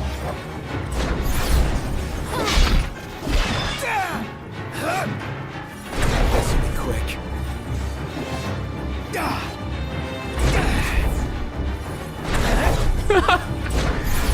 Yo, Noctis sucks, bro. What the fuck?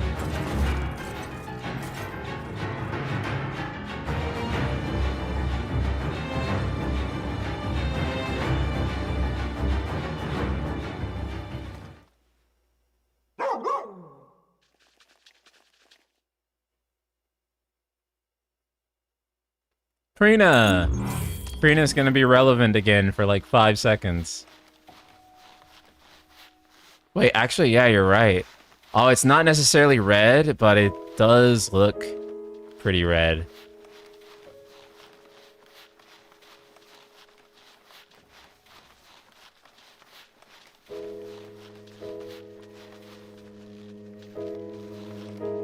Developers need to realize that trying to pad out a game makes it lose replayability.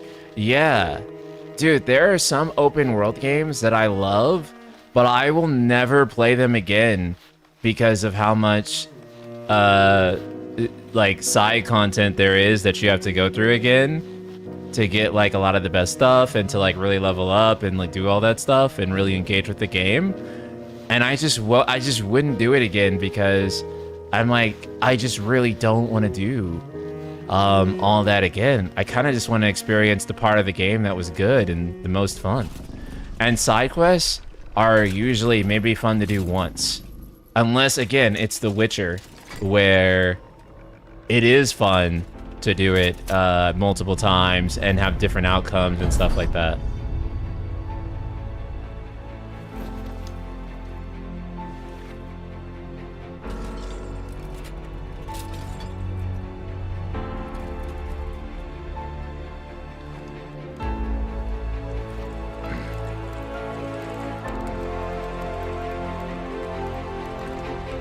I think the drawback to too many side quests is just the bloated experience. Who wants to play 300 hours of gameplay repeatedly?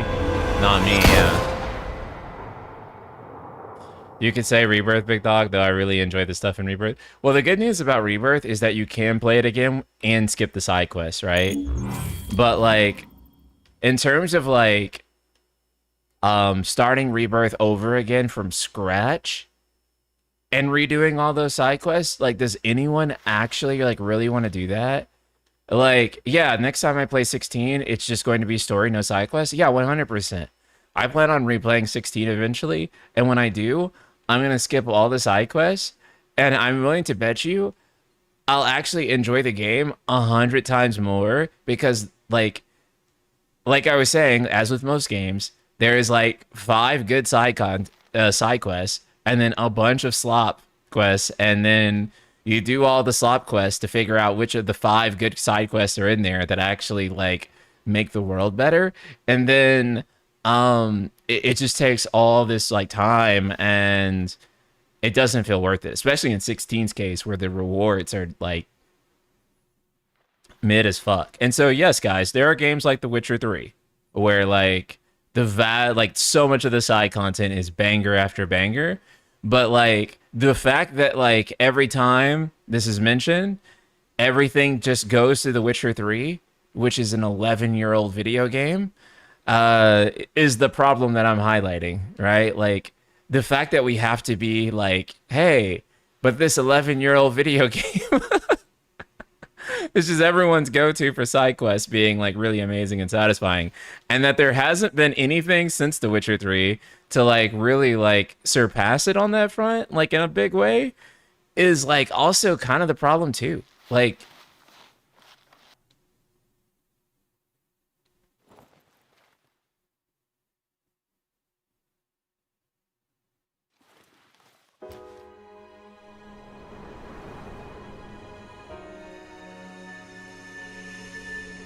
in SP, if you had to do it again, you did not play Rebirth, would you do the side quest the first time or skip most of them? I would do a combination of doing some and skipping some. Which is kind of what I do nowadays in most games because, and this is what also keeps me away from ever platinuming anything. It's just because there are so many games now that have is that you continue to support Noctis, the slop content in it that I just don't want to do to get to the next part of the story. You know, I just rather go to, like, the actual like me good, well-designed content. Am I good enough? Does he want me around? Would side quests add at too great a cost to the overall game? Yeah. Is that really what Noct and everyone else want? Side quests now feel like a box that you need to check off. Like, you're supposed to have side quests in your game. But what about me? And you're supposed to have tons of side quests that you can do. Most games should only have 3 or 4 good side like actual side quests.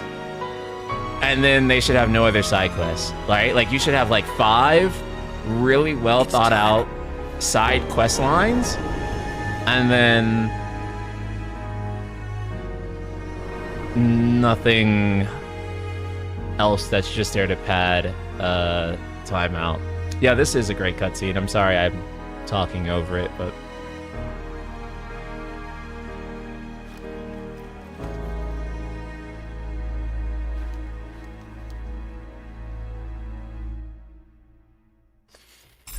I was disrespecting it, but yeah.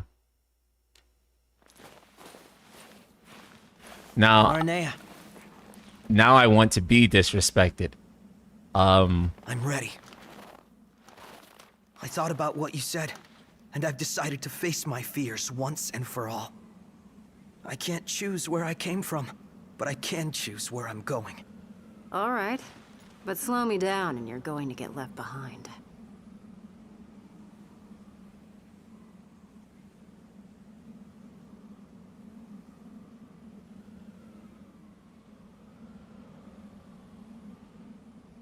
Yeah, I do think it's like kind of insane that like despite all these layers, there is still like a little bit of cleavage for whatever reason.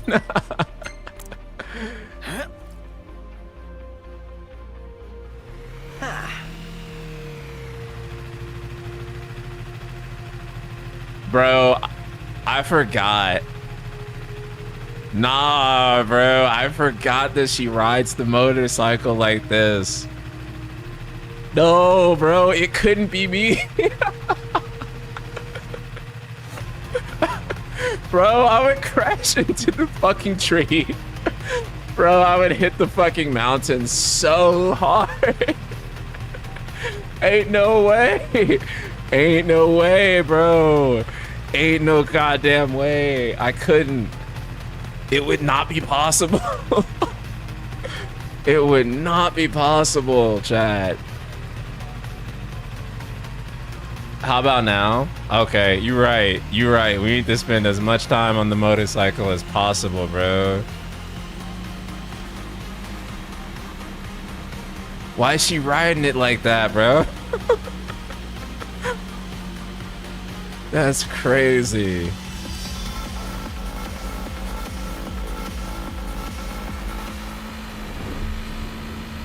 I don't care what nobody says. FF15 is the best one.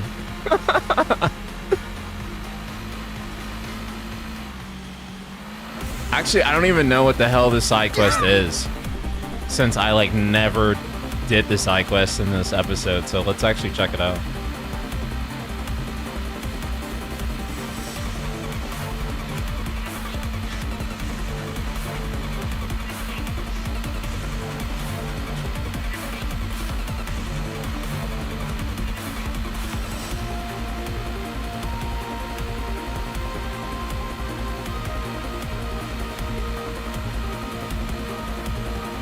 Oh nah, I never platinumed it. But I don't platinum most things I play because, again, at some point I just start hating the game whenever I try to platinum stuff. There's very few games I can like, I do all the content and feel good about it. Because at some point, you're just like doing some type of bullshit and I just am not having a good time when I do that. God damn, bro.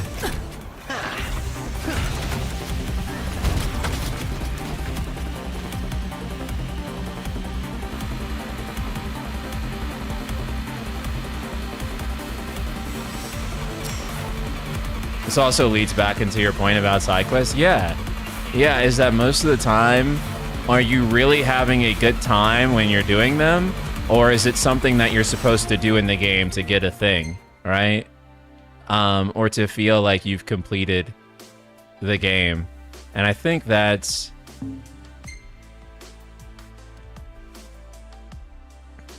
Dang, bro, you have to head all the way up here for this?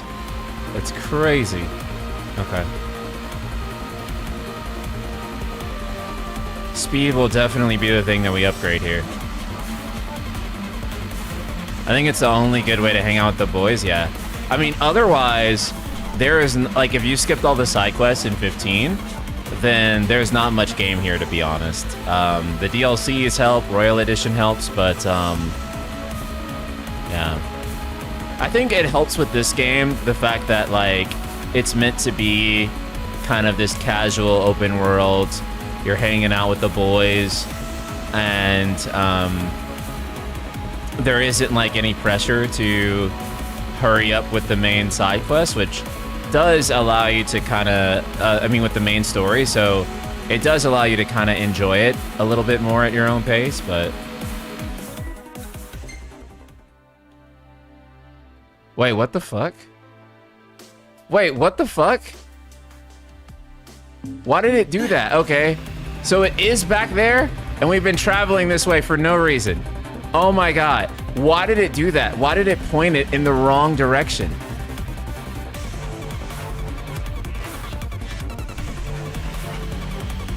What the fuck? You guys saw that, right?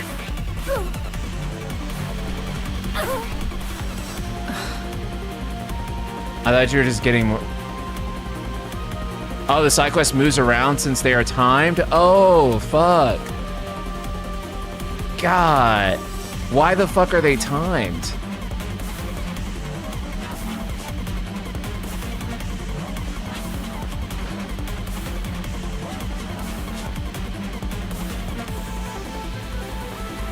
Okay, let's go back.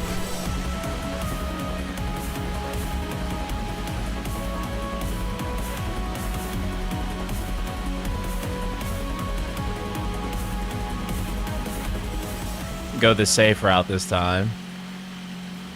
Safer, I guess.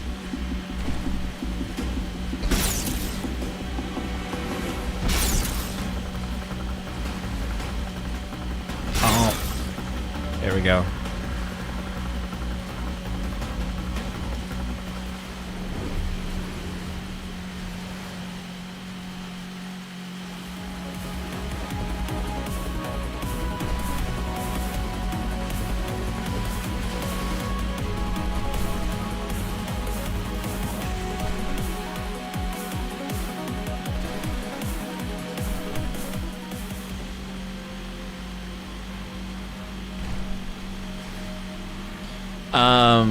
But yeah, that's not to say that like side content in all games is necessarily bad.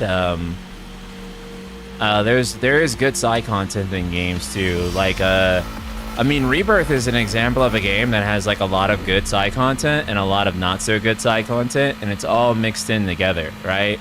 And so I really want my point to be that it is not as though devs should not put side content in games.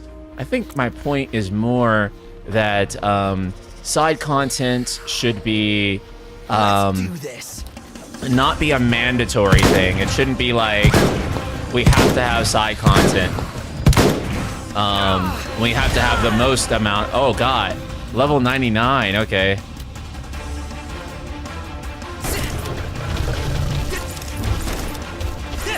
Okay.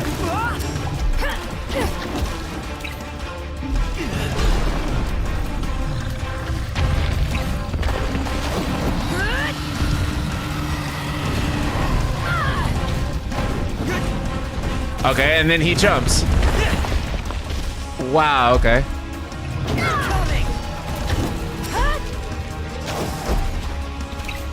Aranea! On it.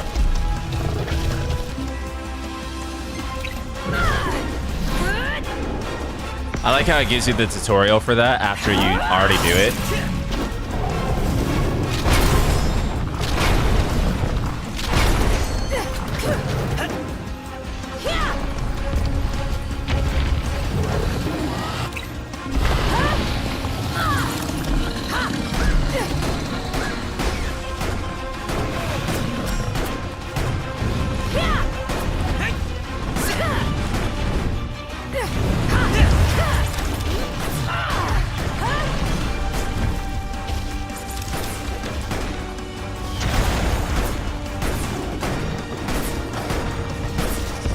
really don't know how else you're supposed to do this other than this right here. Unless... Roger. Have a nice flight.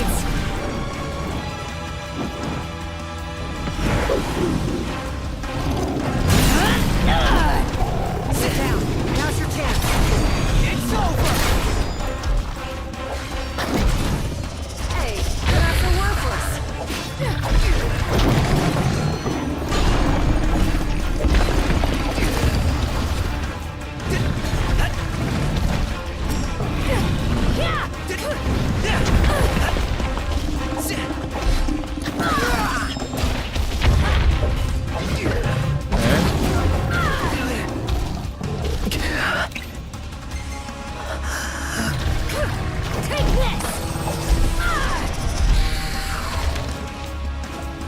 You have a machine gun, you can break his horn? Yeah, but damn, I don't have it.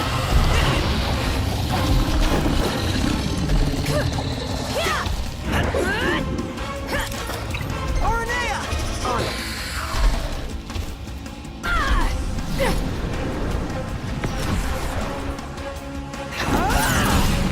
Time to take him out. It's over!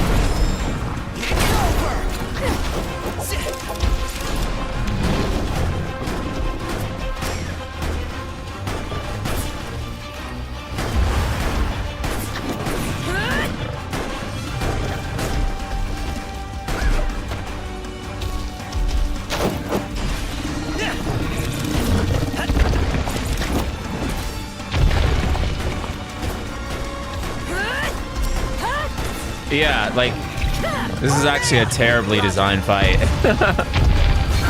Because basically the only thing you can do to win this is this exact strategy that I know of. Well, actually, you could get the rocket launcher probably. But we didn't grab that. You're natural. So...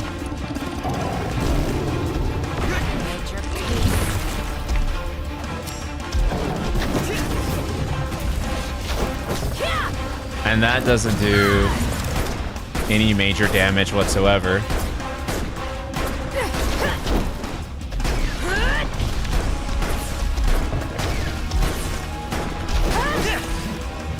Yeah. Well, we could start doing physical combos too. Unless that kills us.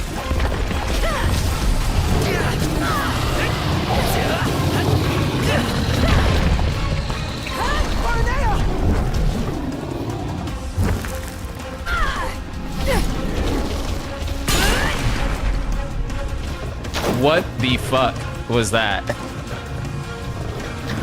What the absolute fuck was that? Oh my god, dude. Oh my god, bros.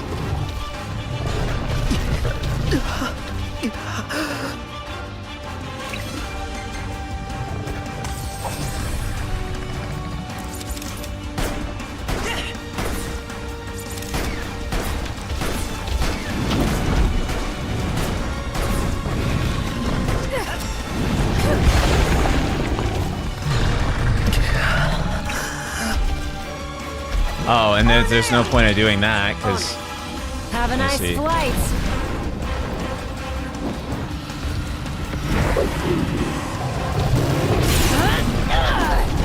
Hit it, Prompto.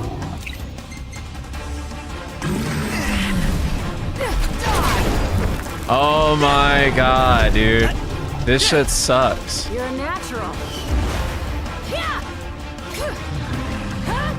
And if I step out the quest zone, what will happen? Like, I could run over here into this shed? Maybe? Let's see. Which is still technically in the battle zone. Oh, shit. Take this. Oh, even better.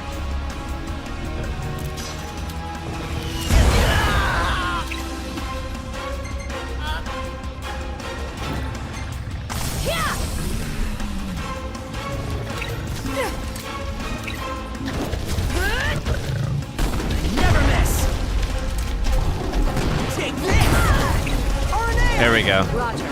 Okay, this is not so bad, boys. This is not so bad. We can make it happen.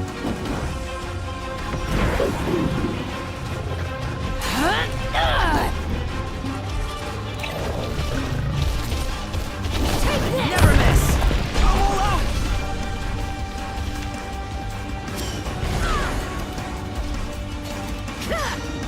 Yo, what the fuck? So I could literally just... Never miss. Take this.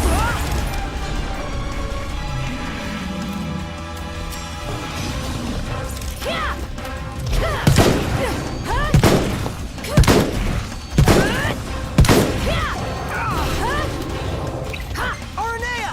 On it. Okay.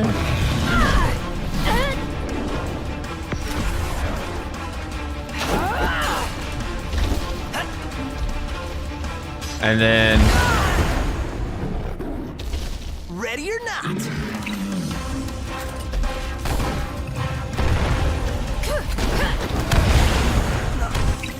And then... Resident Evil, this motherfucker. I know, bros. Let's go. Wait, okay, what the fuck? Never miss. There we go. And then, while we wait for that, we can grab... Actually, let's grab the SMG. Oh, are we downed? Shit.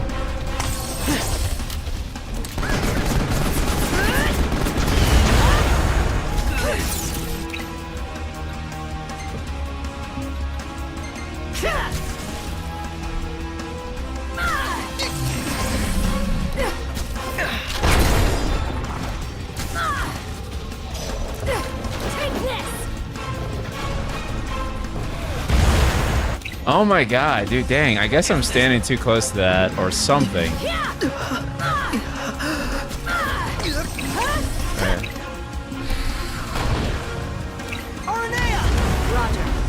Oh, there we go. Have a nice flight.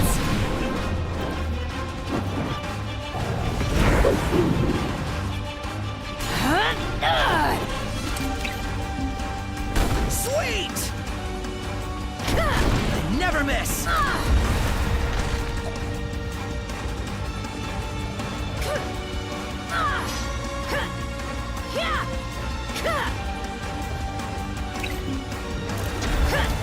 Bro, if you stand right here, you can shoot him, and he can't hit you back. This is amazing.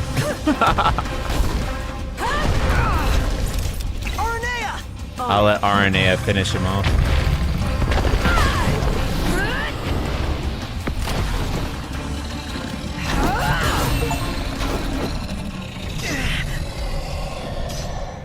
First time we ever did that, for sure.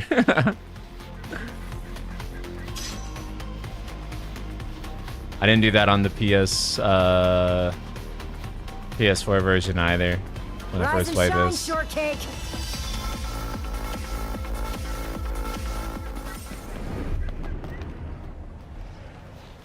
This game has so much music diversity in it. It's actually crazy.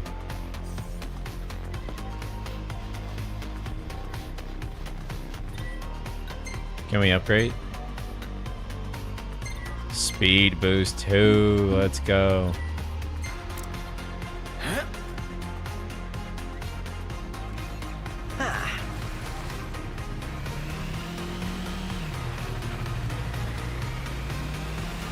Thank you, thank you.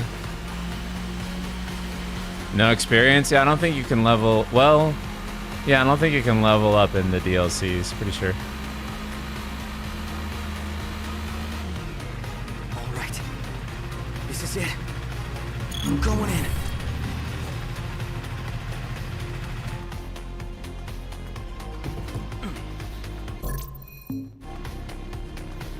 Let's see. Oh, can you not do Mott menu in the DLCs? That sucks. I was gonna make it like daytime. That's okay. It being night is pretty fit.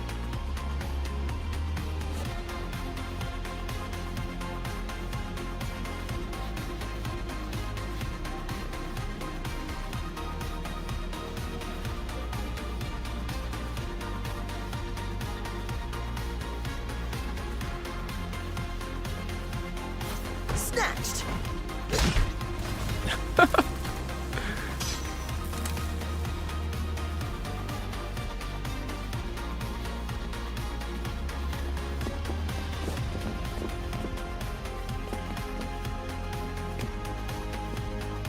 How hard it was for them to do a day-night cycle since other DLCs don't have it.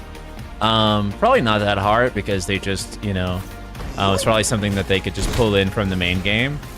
But it really didn't have a place in episode Ignis or episode Gladio, but it does have a place here. So I think it was just more about what was fit for the actual content rather than whether it was like possible or not. That's just my estimation though. Okay.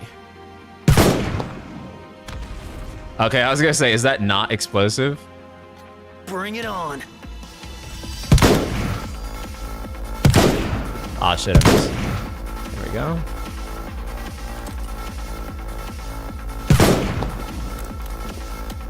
Okay. Can I not grab another one? Well, I'll grab another one of these. Oh ho.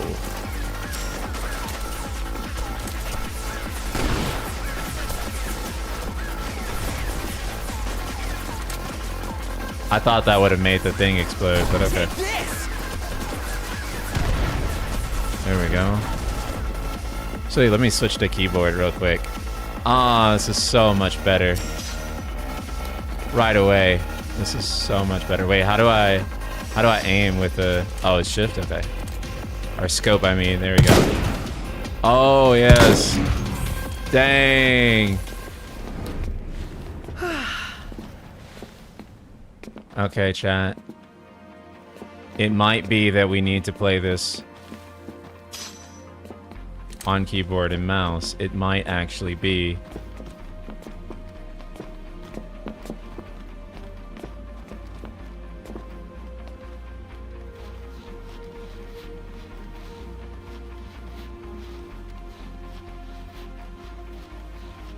Let's see.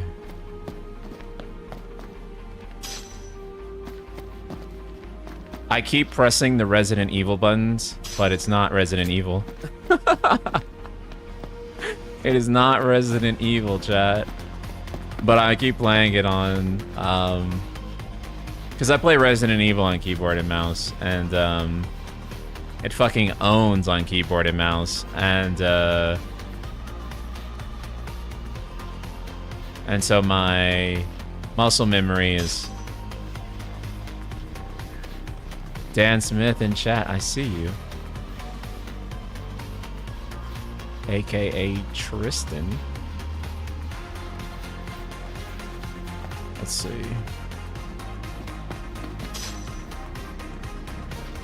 This music does kind of own, bros. I'm not gonna lie. It does kind of go hard. I don't think I really appreciated the music in this episode the first time I played it, but now... Coming back to it, I'm like, yo, this shit actually goes hard. I hate how you have to press shift to scope. Like, that's a little bit of a weird choice. Wait, is it not? Hold on. I figured the fucking controls out on PC here. Oh, I can't. Let me try Elixir. Do something really quickly here. Is it not? Oh, it just takes a second. Okay, that's all. Still got it. Take this. Or not. Never miss. Yeah.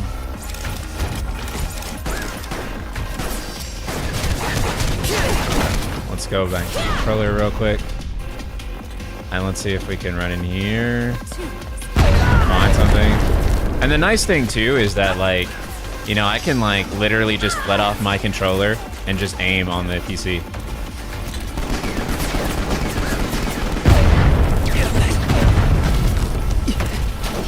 Unfortunately, none of that is enough to make me not ass. Have a nice flight. Bro, this ability sucks. Like, what the fuck, Aranea? Like, it doesn't even come close to landing in a lot of situations, but... So I'm actually moving with the controller and aiming with the analog. I mean, aiming with the mouse and then moving with the controller. And that's actually working pretty damn good. Oh, is that dead already?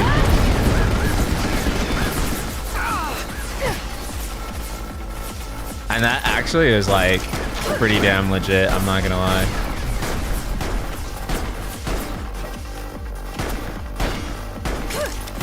Wait, it did hit? You wait, I guess you're right, because it did say 6 hit after she did it, so. But the camera tracking on it was like really weird.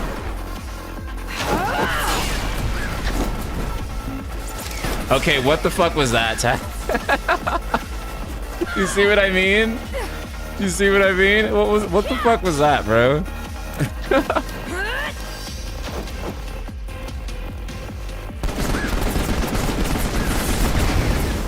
I don't think that'll... Oh wait, it did get them.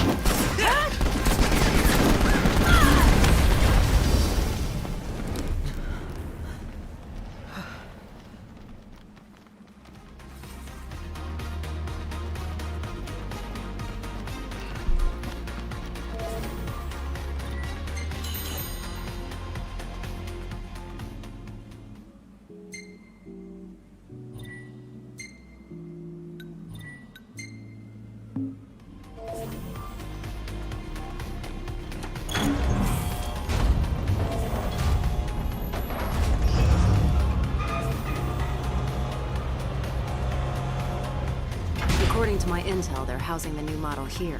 It's some kind of Magitech armor, right?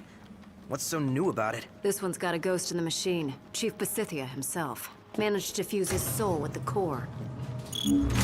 Basithia, okay. The demons Verstal Basithia, not if we don't take it Verstal Bethesda. He's liable to destroy the whole world.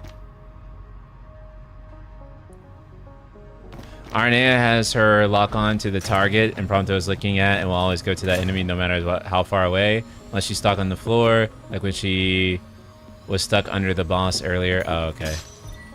Because in Remake and Rebirth, it feels like they got the commands working like really well, but in this game, it feels like commands will just often miss and feel really clunky.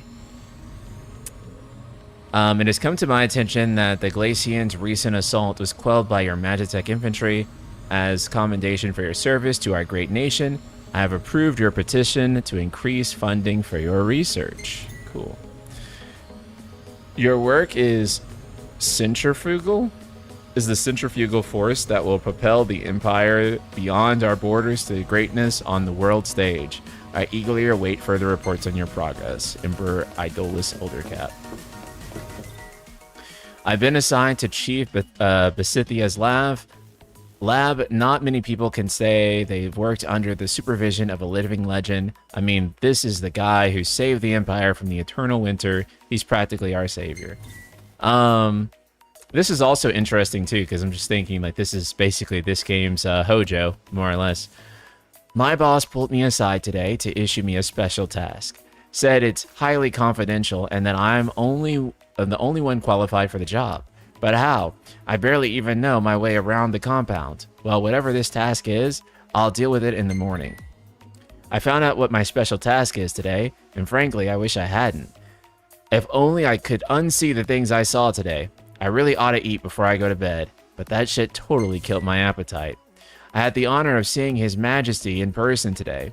To think his radiance would travel all the way through the ice and snow just to observe our progress. If the Emperor is putting all his faith in Magitech, then so should I. Just my luck. One of the plasmodium samples started leaking, and yours truly was the one blessed with the privilege of cleaning it up. And then my boss had the nerve to yell at me as if the whole thing were my fault. If he wants to criticize the real culprit, he ought to look in the mirror. Okay. So he's a really shitty boss. What was that sound? Our cue to go. As Deputy High Commander, I hereby propose a large-scale assault on the Lucian capital of Insomnia. Preparations are to begin next month. Our future is far too precious to entrust to our enemy. We must retrieve the crystal and ring of legend. Only then shall we know the true peace. High Commander Ravis Nox Fleuret. Yeah, abilities can miss in 7R, for sure. It's not that it's bad that they can miss. Like, obviously there should be some skill involved in when you're launching your commands. But, in this game, it feels like commands are just sloppy in terms of, like, how they're executed and clunky. And they also slow down the action a little bit too much for my taste.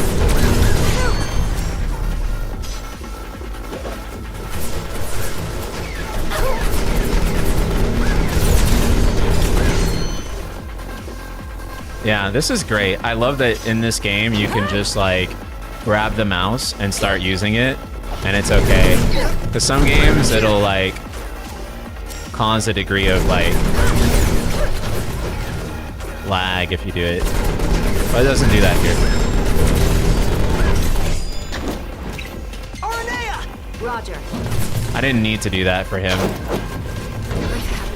Yeah, like the fact that the combat stops for you to like watch the command kind of sucks. And whereas in like Re-Trilogy, I could...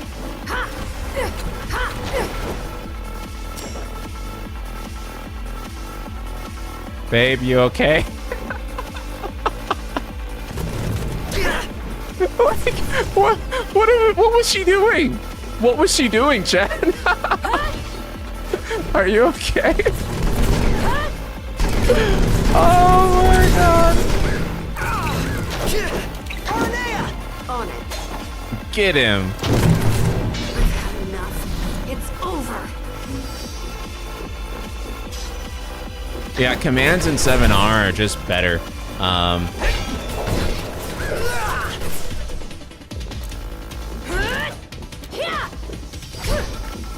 That being said, I'd rather commands than no commands, right?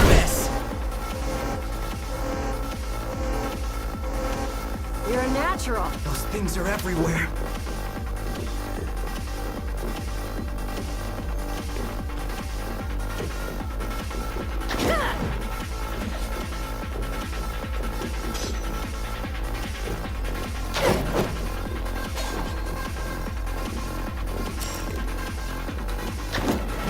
Oh, that's right.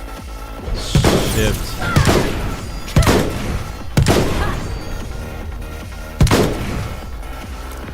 Yeah.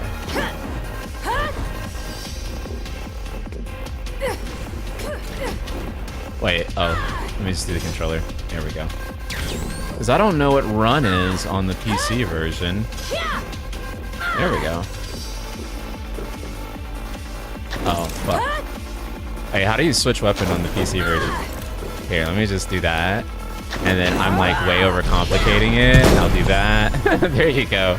This is what happens when you try to use two different control mechanisms to play one game. But sometimes it's better. I'm all out. Oh, I can crack shot.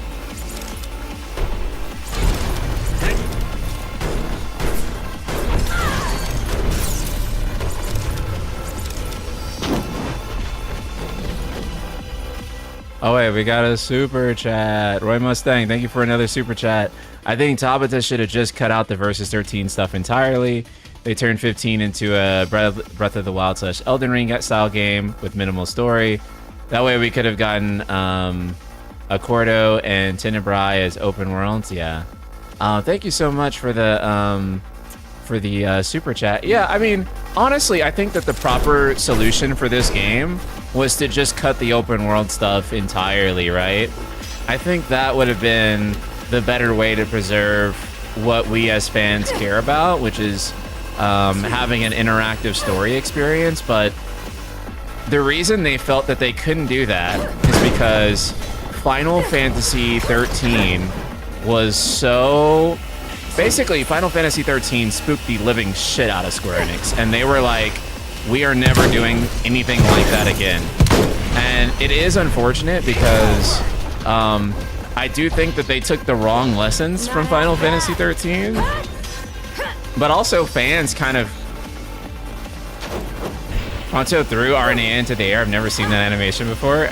This game has tons of like small animations. In some ways, I would say that this game, in terms of animation detail, I think it's actually better than recent FF games in a lot of ways. Because again, there is so many small details to the animations that feel really interesting and unique here. Like, yeah, like that. Which is cool as fuck, right? And that is, like, what helps make this game special. For sure. But yeah, they took the absolute wrong lessons from Final Fantasy 13 and the feedback from that game.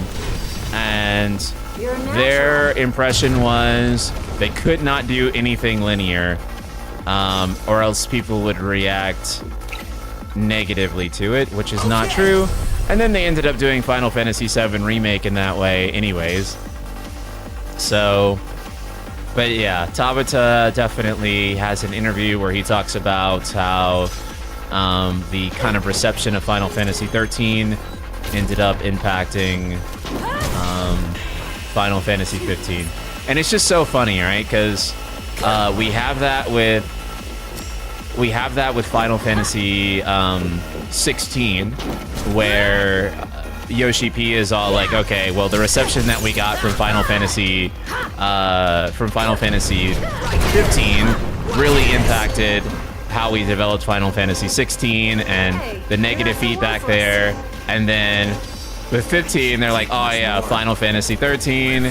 And then I'm sure with Final Fantasy 13, they were thinking, oh yeah, we got some negative feedback when working on Final Fantasy 12. And so, yeah.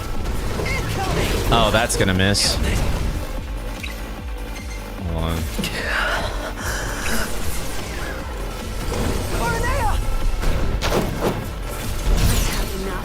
It's over. What's this? Yeah.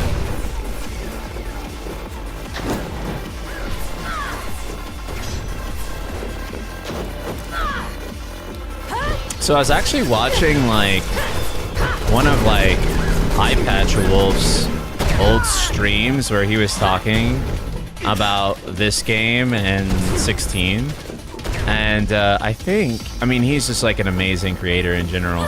But I think he said something so poignant to, and just like really fitting to like how I feel about this game and 16, where he said 16's combat is better than 15's, but 15's combat is more interesting than 16's. And I was like, holy fuck.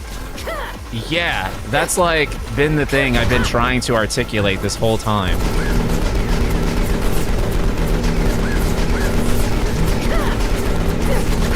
What the fuck is she doing? No, seriously, chat, what is she doing right now? That's how I be fighting my demons, bro. What is she doing? Okay, there we go. Get her back on track with the commands. It's over. Good deal. Good deal.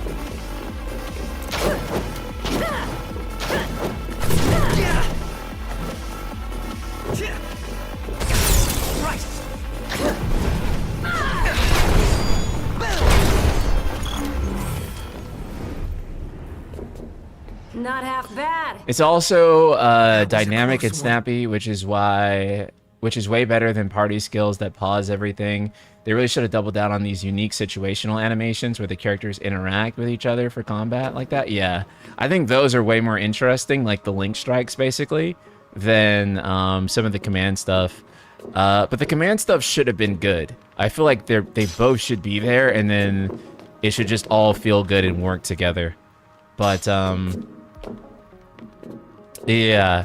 And so anyways, he said that, and it just perfectly described how I feel about the two games' combat, where I would agree, and I would say 16's combat is better, but I'm more intrigued by 15's combat, and that's a really difficult thing to articulate, especially as to why But I think it's also fairly obvious too when you actually sit down and play both games, that 15's combat was like trying to do so many different, weird, interesting things. And a lot of those things, it does okay. Some of those things it does pretty good. And then a lot of those things it does pretty kind of mediocre, right? But like, it's really just a fucking interesting system, like all around. Infantry was a success. We've overwhelmed illusions with our numbers and surrounded insomnia. But to rest on our laurels now would be unthinkable. On occasion, harvesting the plasmodic miasma produces some side effects. The demons born of this process have been disposed of on site. Until now.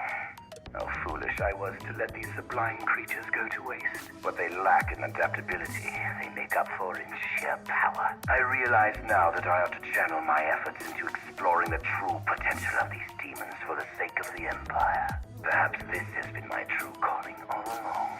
He's mad. This guy has completely lost his mind. Leviathan was an amazing tool set. I felt like if every icon had a stance change like Odin, Leviathan and Ultima 16 would play a lot better. Yeah. Well, actually, I don't know. Because my contention with that game's combat, like, being, like, judging it for, like, what it is, instead of, like, it just not being, like, the type of, like, game that I would personally want from it, per se, would ultimately actually be that I feel like enemies are just way too passive in most cases, and they don't have any type of the enemies don't have any type of lock-on, right? So a lot of times you can just like walk out of like most enemies attacks, where it's like, you know how like in like say like FromSoft games, right, where enemies kind of target you. I feel like having something like that in 16 would have made it feel better, but a lot of times it just feels like you can just walk out of like most attacks without having to like really really defend yourself properly. And it just would have been better if enemies would soft lock on you a little bit harder. Tracking, I think, might be the word. If the enemies had better tracking. Yeah, I think that like the problem isn't like, for me personally, it's not like what Clive can do. The problem for me was like, it's like what the enemies don't do, put simply. After several years of experimentation, we have finally succeeded in fusing Mammal and Magitech. Although we are still conducting various tests on codenames, codename Barnabas, the unit should be functional enough to fend off would-be intruders until development finishes on Unit XDA 1002 Immortalis. Research log year 756, day 190. At long last, my life's work is complete. Not only have I found a way to preserve the ego, I've also managed to sustain that consciousness through the sublimation process and transfer it into my Magitech troopers. The prototype has proven slightly less powerful than the diamond weapon, but this presents no real problem. After all, one's consciousness can be transmuted again and again and again. All that remains is to fully surrender myself to my research. Oh, is it Barnabas? My bad. Dyslexia strikes again, brothers. Chancellor Arden Izunia, your assistance has proved invaluable. You have my eternal gratitude. It is through your aid that I have completed my work and begun my ascension to an existence beyond divinity. Of course it was Arden. Everywhere we go, his name just keeps coming up. Everything that's happened to us, it's all his fault.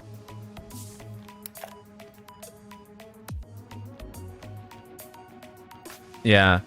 So for me, like people always like it is crazy because people always talk about like 16's combat in terms of like what Clive can do, but like I don't think Clive needed to be able to do more things. Like weapon types and such would have been nice, but like that wasn't like the thing I really walked away thinking about with regards to that game's combat, it really was just like enemies are like just insanely passive, save for a very few number in the game that I felt like were aggressive as they should be. I think they're more aggressive in Ultimaniac, but again, it's kind of like basically telling people that they need to play the game a second or really third time, because you have to play the game a second time, and then on the third time with Ultimaniac, you can finally see those enemies being aggressive as they should be. But those enemies having aggression would have actually increased the enjoyment that I got from that game's combat a lot more.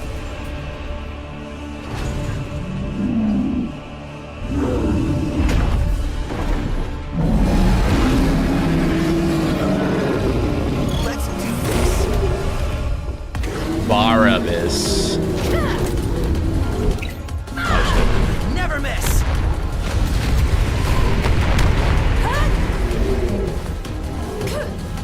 Where we at? Where we at?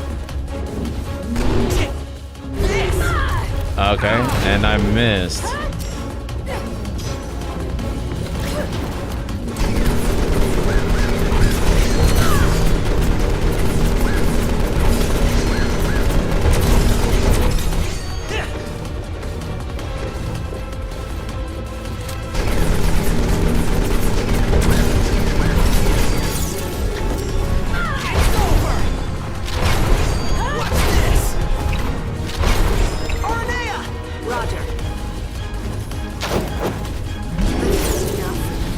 Nice.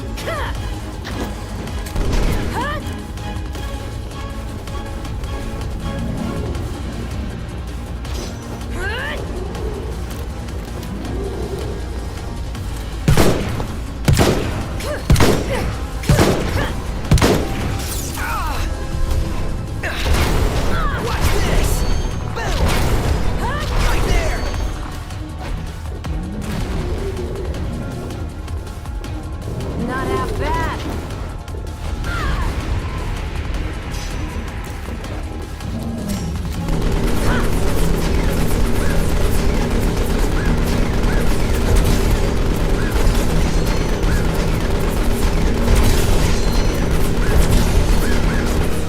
Aranea! On it. I've had enough. It's over. Oh, what was that animation? It's kind of weird. Take this.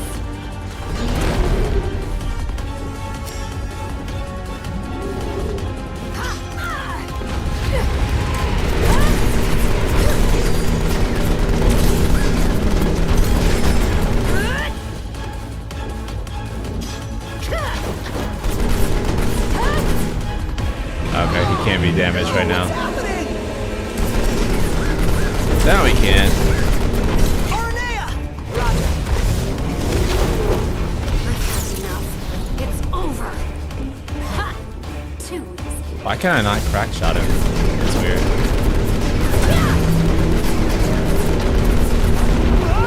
Oh shit.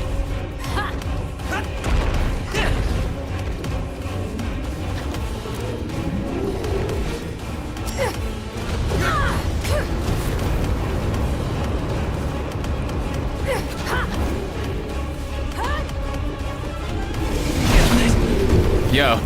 Yo. Okay. Wow.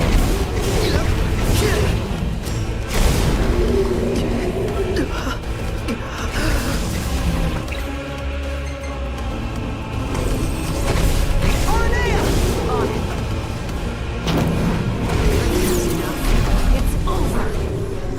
Right there! You're a natural.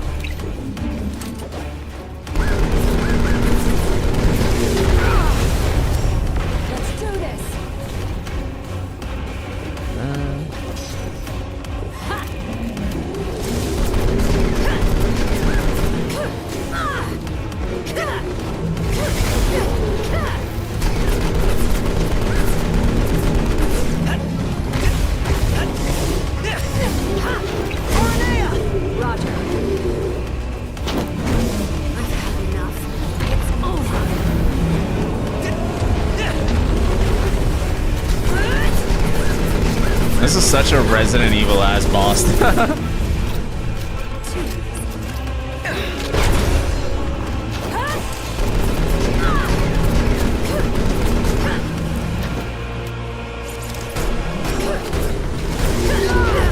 Oh fuck, I could have dodged that.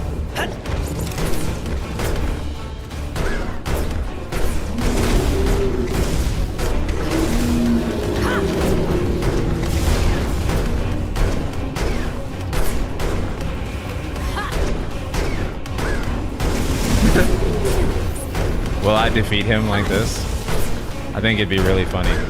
Nah, let's just let Aranea do it. It's over.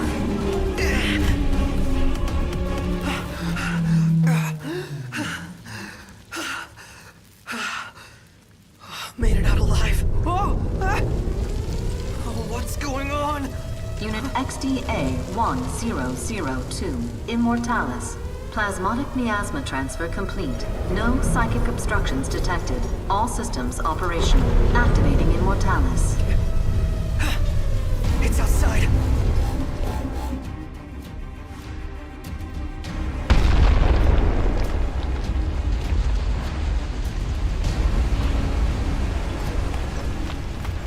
Huh? It's gigantic. So that's the new model. And that means he must be inside that thing. Hop on! Whoa!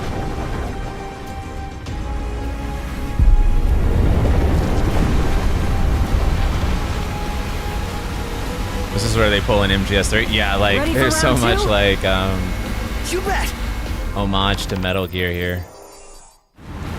Long have I waited to smite the world that denied me the glory I rightly deserve. And now all shall tremble before me. Use the machine gun. Okay. If that's really him, That maniac's taken biological warfare to the next level. then I want to be the one to take him down. Oh, okay. You can still do some damage from right there. It's enormous! Rise and shine, shortcake.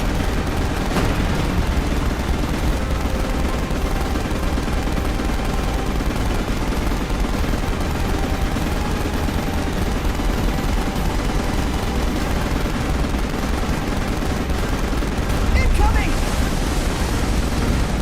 Fall to your knees before me. I don't suppose. Oh, I should be shooting the middle thing. Oh, fuck. I'm stupid. I was thinking you need to shoot the things around it. No. Actually, just shoot the middle thing. I'm dumb, chat. I thought you had to destroy the things on the outside first. But I guess they get destroyed as you destroy the center thing.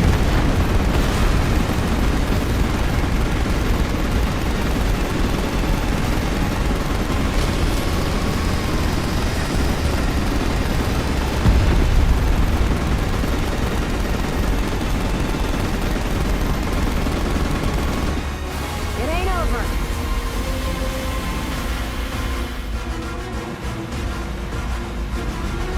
Three o'clock.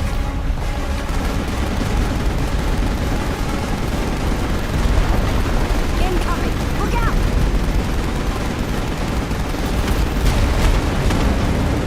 Sharp shooting, kid. Keep it up. Oh, now you do it. Okay. I had the steps mixed up. Hey, you're not so worthless. There we go. This ends now!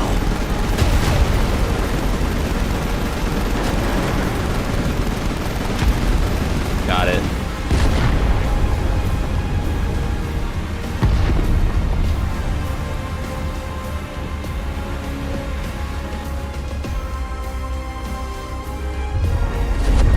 How can this be? I will not allow it.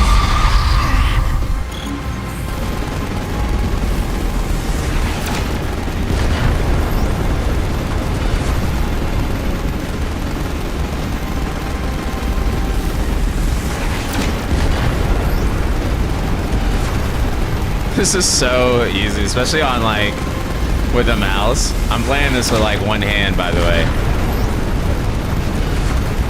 And I'm just using my mouse. It's way easier to be accurate, obviously. So I just drag the cursor.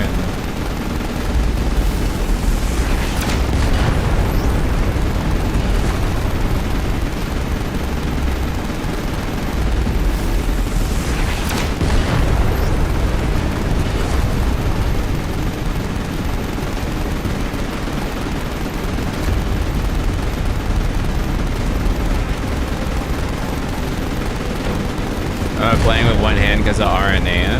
I mean, the hand's right here, chat.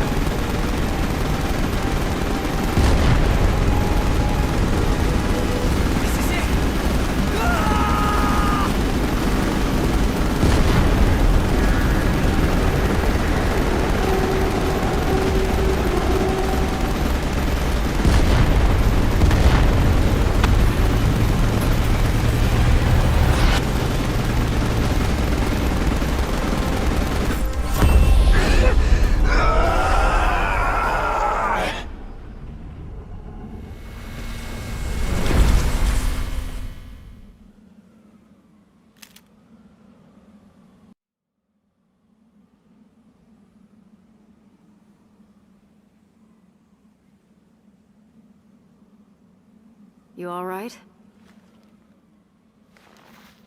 Yeah. This is what I wanted. Then say it like you mean it. You did good, kid. Couldn't have done it without you, girl. Seriously, though. Well, I better catch up with Noct and the guys. He's got a lot on his plate, and I figure he could probably use a hand, taking back the crystal and all that. And who knows, maybe I'll take it back before he does. Don't get ahead of yourself. Honestly, I don't know for sure if they're going to accept me for who I really am. But I'll never know if I don't speak up. So I'm gonna tell them. After all, it's my life to live. 40-year-old game, by the way. Become a man. So true. Anyway, Grawley is straight ahead. My dad played Final Fantasy 15 when he was growing up. Aranea! Yeah? Thanks!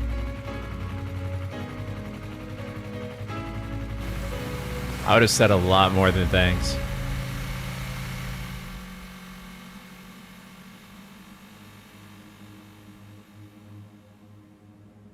Icon fights are much more challenging. Not Phoenix versus Ifrit. I would actually say that that was more challenging than Phoenix, because like in that fight, like literally all you do is hold triangle, which I know is like, but I don't even think you like really even have to aim in that fight. Like it like auto aim, so it's like literally just like actually holding triangle.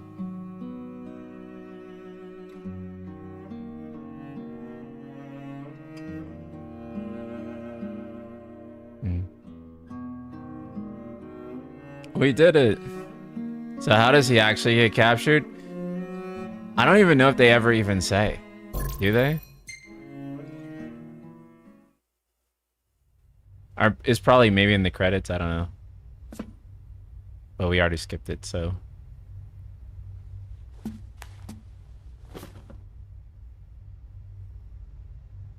Hey, I'm sorry. For what? For falling right into his trap? And for hurting you like that. I know, right? How could you possibly do such a horrible thing after everything we've been through? Nah, it's okay. Oh, the scenes were shown in the credits? Fell for it. I realized that after I hit the skip button. My bad. Once this is all over, I say we break down the borders. Come together as one nation. Huh? I mean, what does it matter where you're from anyway? You know, I never thought I'd say this, but you sounded like a real king for a second. break down the borders, Better late than never. and unite as one nation. Where does it matter where you're from? I'm gonna make this world a better place. You with me? Uh-huh. Ever at your side. I'm just thinking, like, that still kind of sounds like Lucis will conquer conquer the world. Okay, I finally am able to beat episode Prompto on PC because it's not crashing like it was on my old PC, if I recall correctly.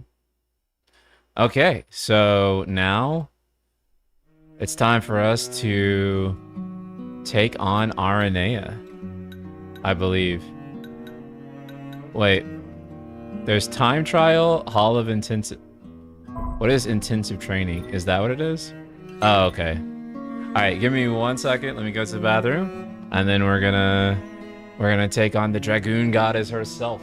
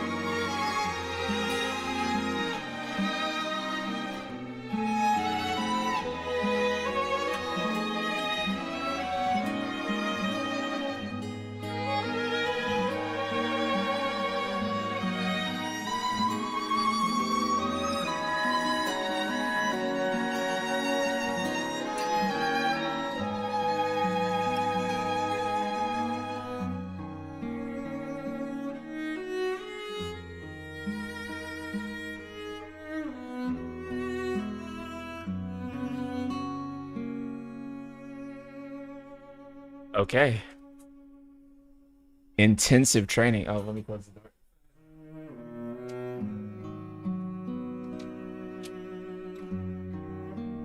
Intensive training makes it sound like she's going to, like, tie me to a light pole. Or at the very least, that's what I'm hoping for. Alright, let's start.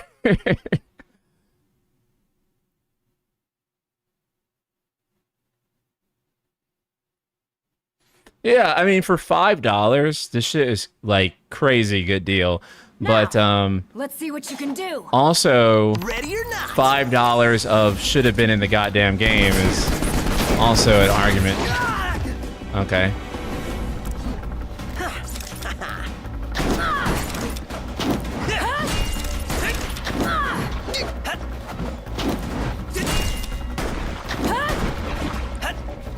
Okay.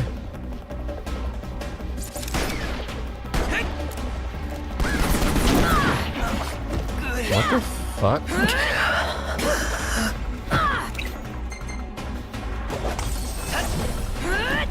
What do you even do?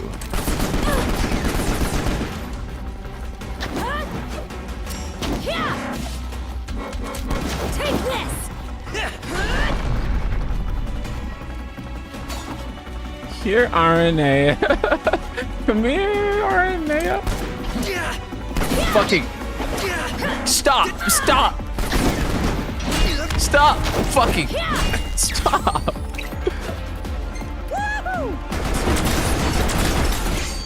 And bullseye! Bro said bullseye like he actually hit something. That's crazy.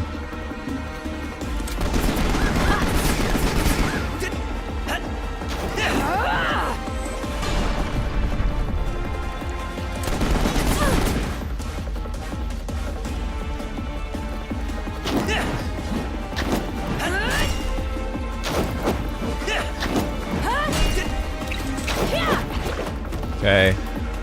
Dang. Huh. You get so few items here, so it's really hard. Yeah.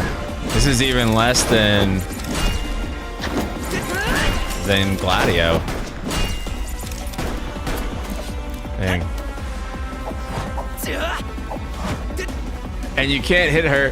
What do you do? What's the actual strat?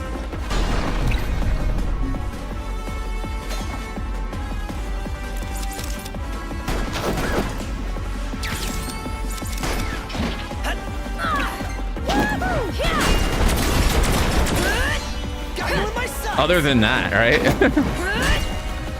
I feel like that's the only thing you can actually do.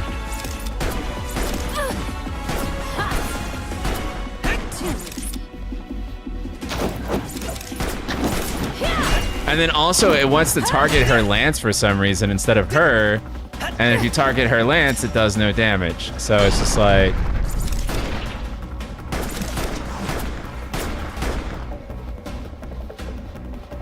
What do you do?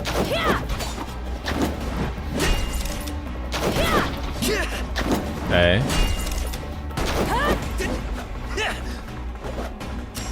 Can you target her lance at a specific time, like on a specific frame, and it make her like lose her edge or something?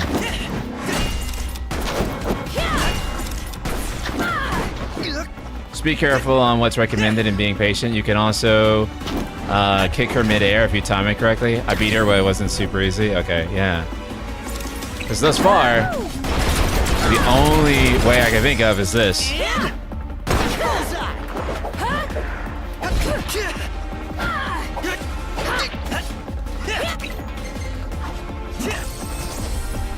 I should have waited for her to get me into like the knockout state, but it's okay. I don't think we'll win this first try. I just want to experiment.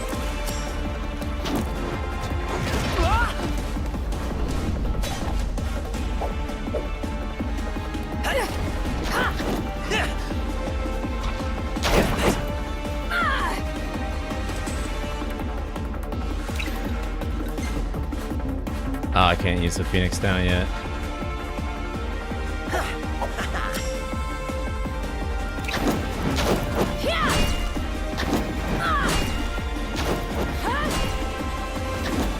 Can you trick her into hitting these?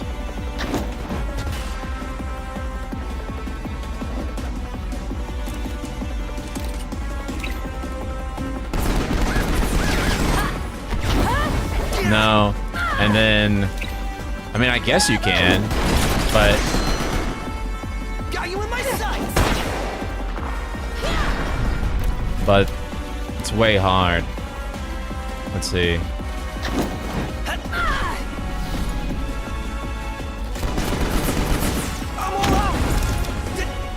And did that even do anything?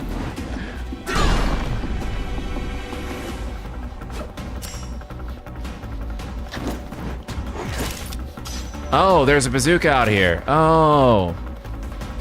Well, that helps a lot.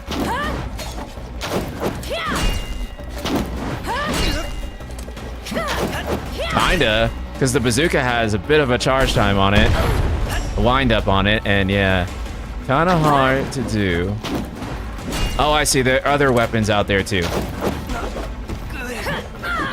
Okay. We can do this. I don't know if this run will be successful, but this isn't impossible. I get it. Weapons in the snow.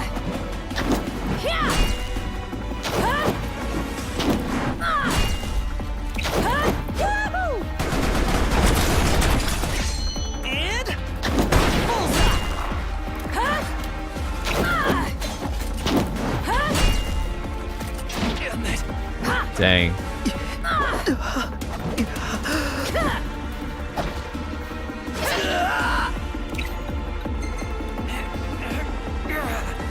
Let's go.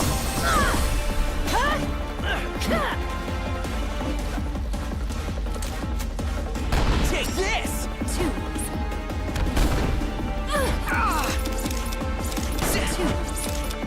She can just dodge that. Okay.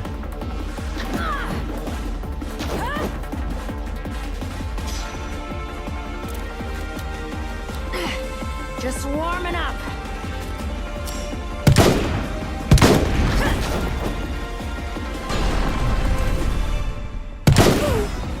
Nice.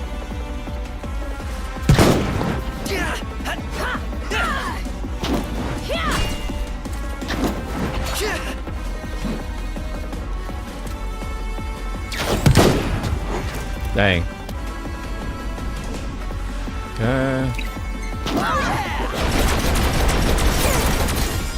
Got you in my sights. Wow, the animation took so long I couldn't do the crack shot. Are you fucking serious here?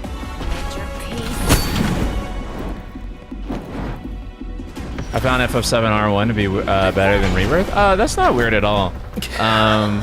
That's actually like a pretty common topic within the community.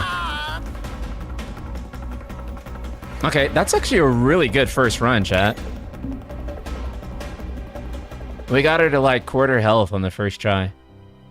It's actually pretty damn good. If Aranea put her foot on my face, I don't think I'd try to get up. I know, bro. I'd be sucking on that thing. Let's see what you can do. Let's do this. Okay, let's try it again.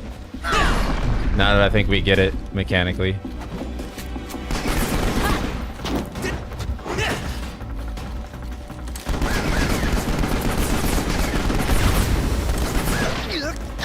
Sort of.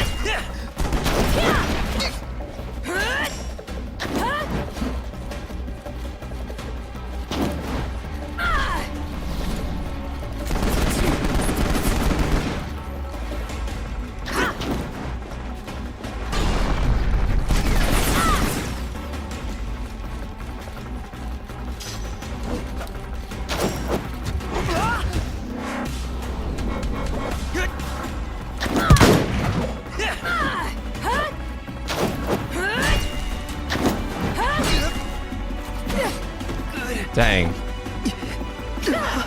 Trying to aim with the rifle is really hard with her.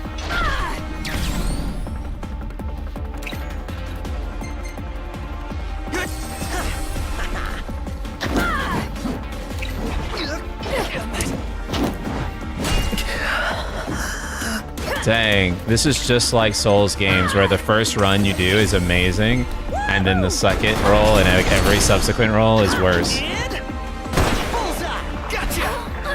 Let's go! Right there. It's over.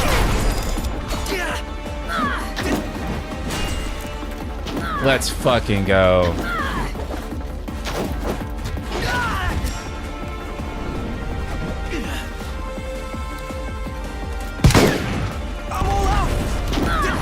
Dude, that does not do shit. You have to do that like a really special timing in order to get anything in on her. Or something, but like, in order for that barrel to actually work on her, it has to be at like a very specific time. A time that I have not figured out yet.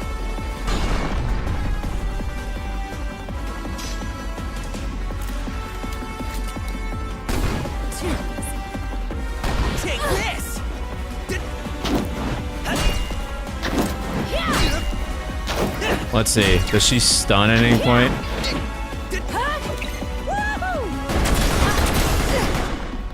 Got you in my sights.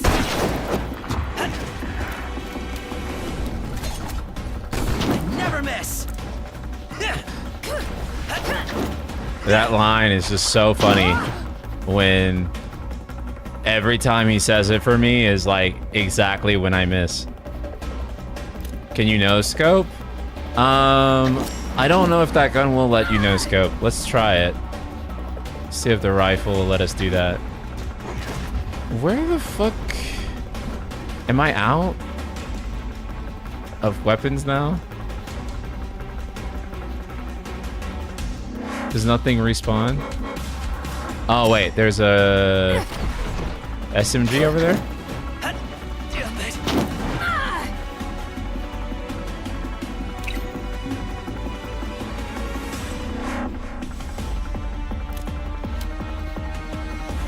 Yeah, it does. It takes way, way too long.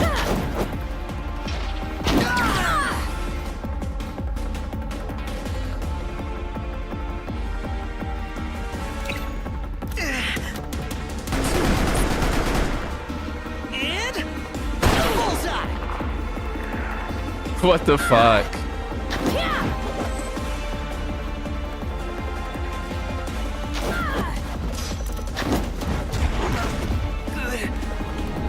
Dang, we did better our first try, not understanding the mechanics, than we did on our second.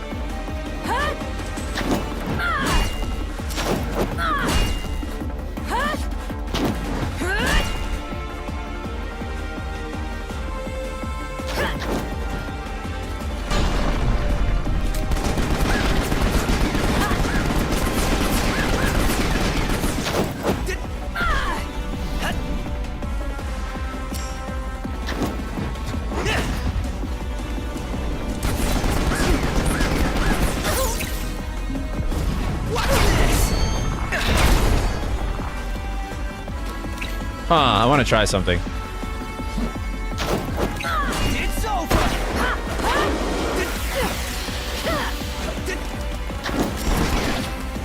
That does not work. That does not work. At least not how I thought it might in my head. Also, I don't even...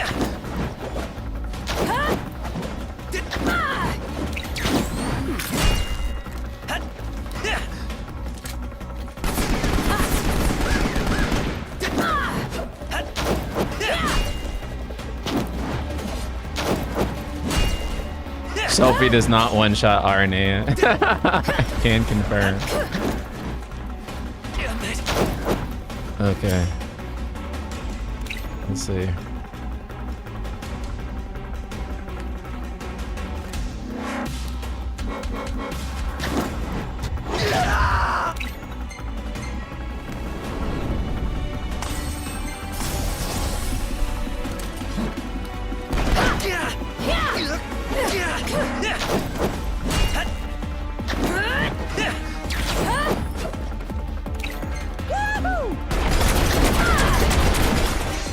Got you in my sights.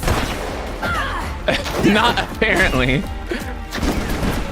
The way in which, like, everything in this game just misses. Like, it's so crazy, bro. Like, all the commands, everything, just never lands.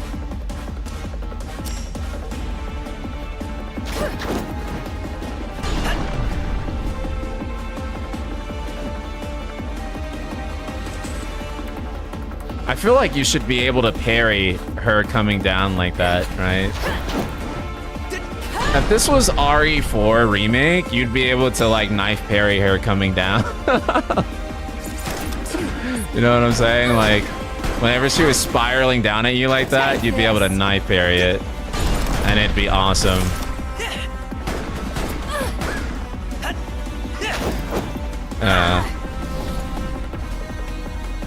And then Leon would say something like, "Now I know why they call you Dragoons.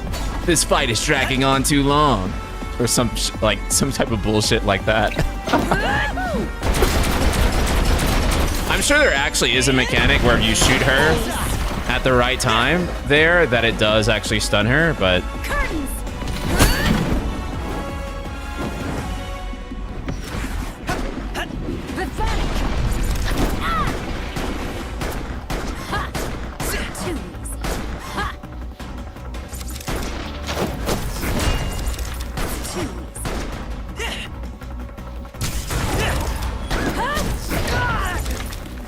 Is the trick to actually shoot her while she's attacking?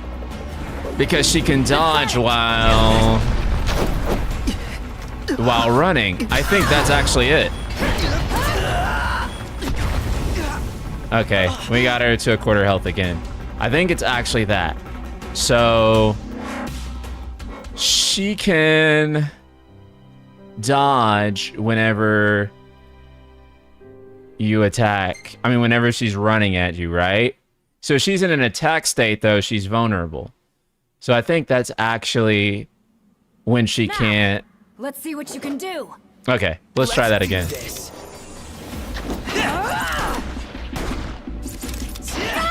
Oh, yeah, see? So, like, you can attack her like that.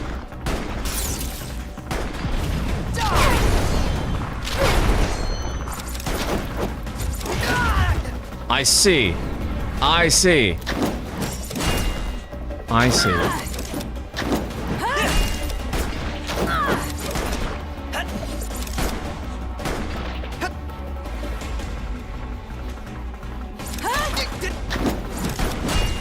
The goal is to shoot her during attack animation. I got it.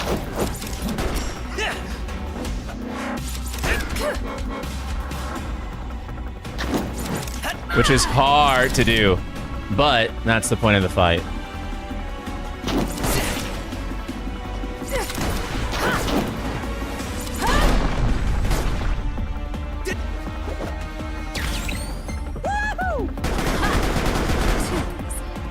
And that's why that missed too.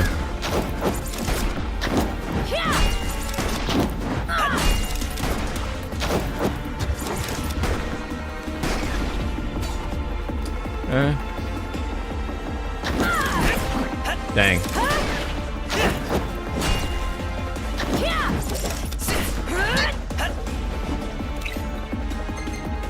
Okay.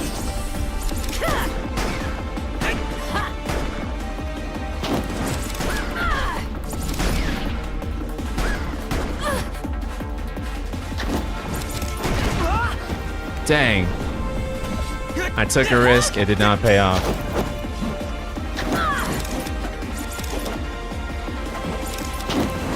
Oh, okay. The better thing to do is to like have L1 pressed, so that way it'll actually go off, because a lot of times, like I was doing this and then it would just like toggle the tracking, which is not the better way to do this. So that... Shit. But I get it now. I get the fight.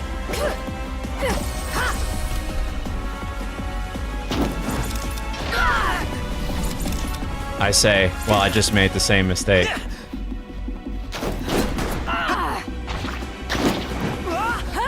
Dang. I thought I'd be able to... Have you tried aiming and shooting? Nah, that's boring.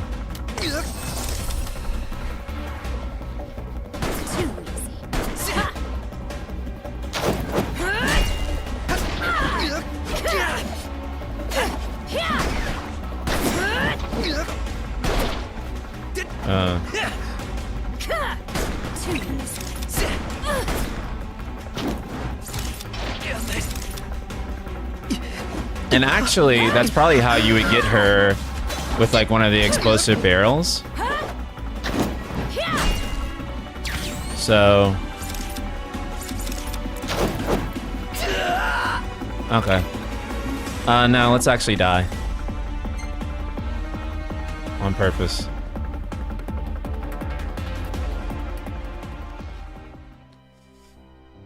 Try it again. Because I think I actually get it now.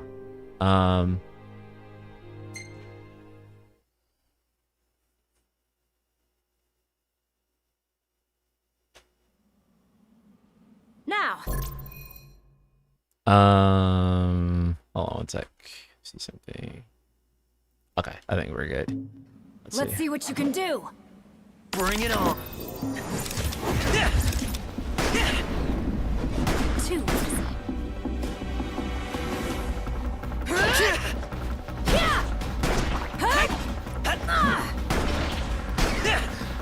Take this.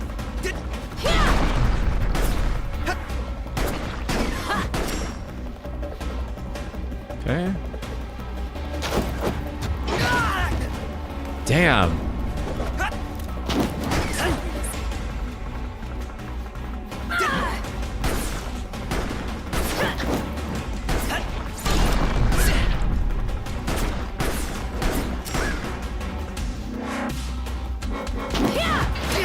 But I want to quit this run already.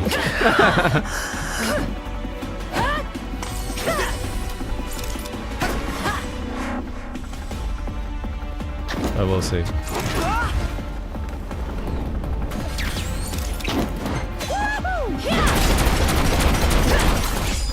Got you in my sights.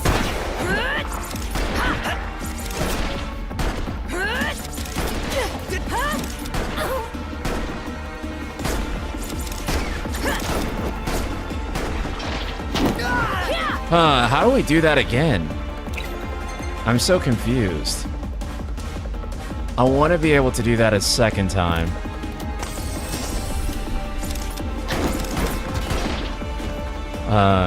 Let's just kind of fuck around. Maybe dodge and then do it? Okay. Like a perfect dodge? Okay.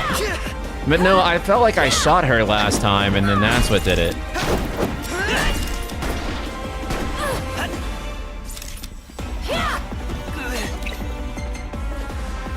I'm not planning on winning this run. I just want to learn on it.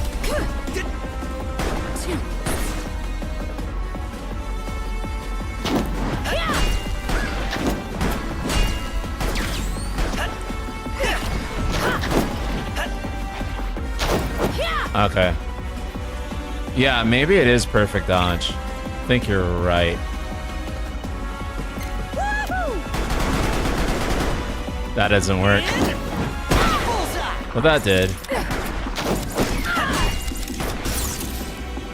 It's on. Buzz off. Watch this.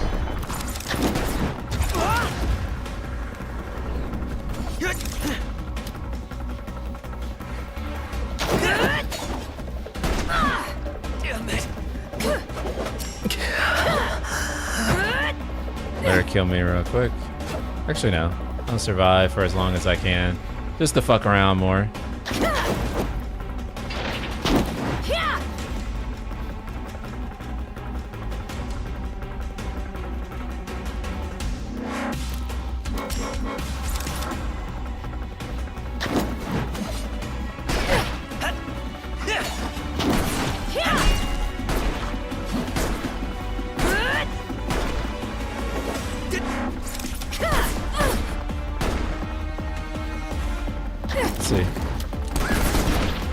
Oh, okay. You have to shoot her with the SMG. That's what it is. Got you in my sights. And it has to be with the SMG.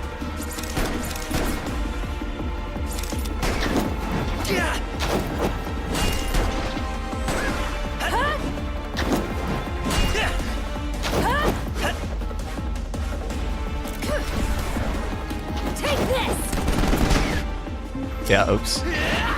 Yeah, see? Okay.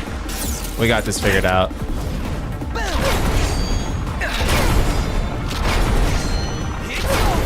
Holy shit, I wasn't planning for this to be the run, but it might, like, accidentally be. It might accidentally be the run. That's so funny.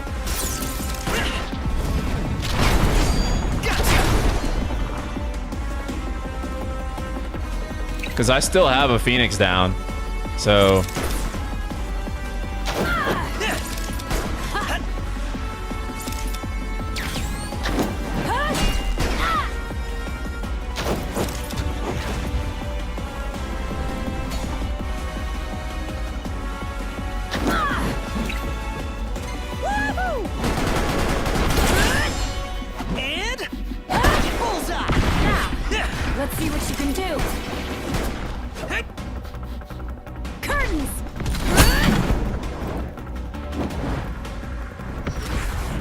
Change the gun.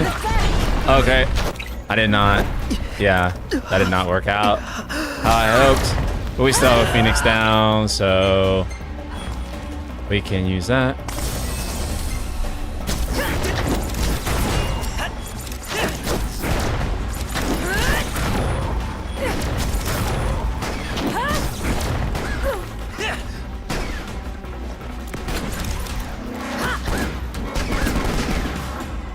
And here we go.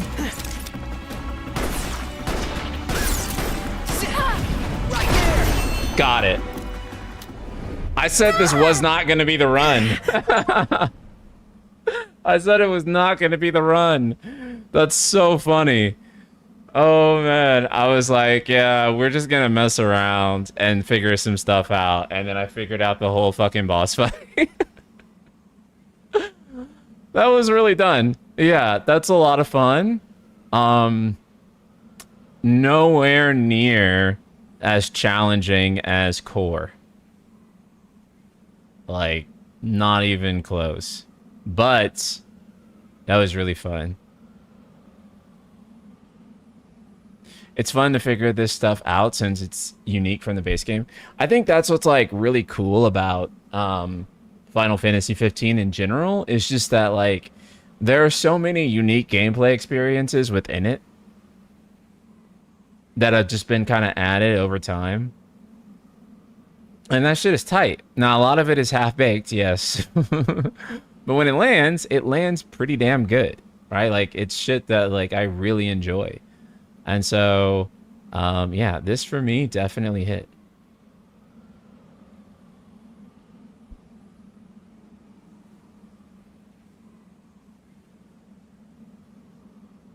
Okay.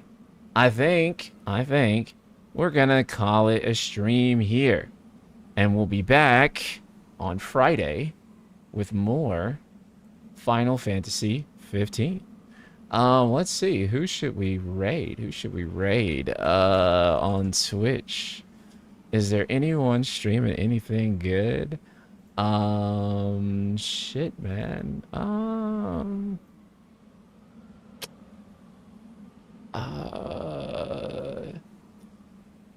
I think we'll just give it to Very Finny.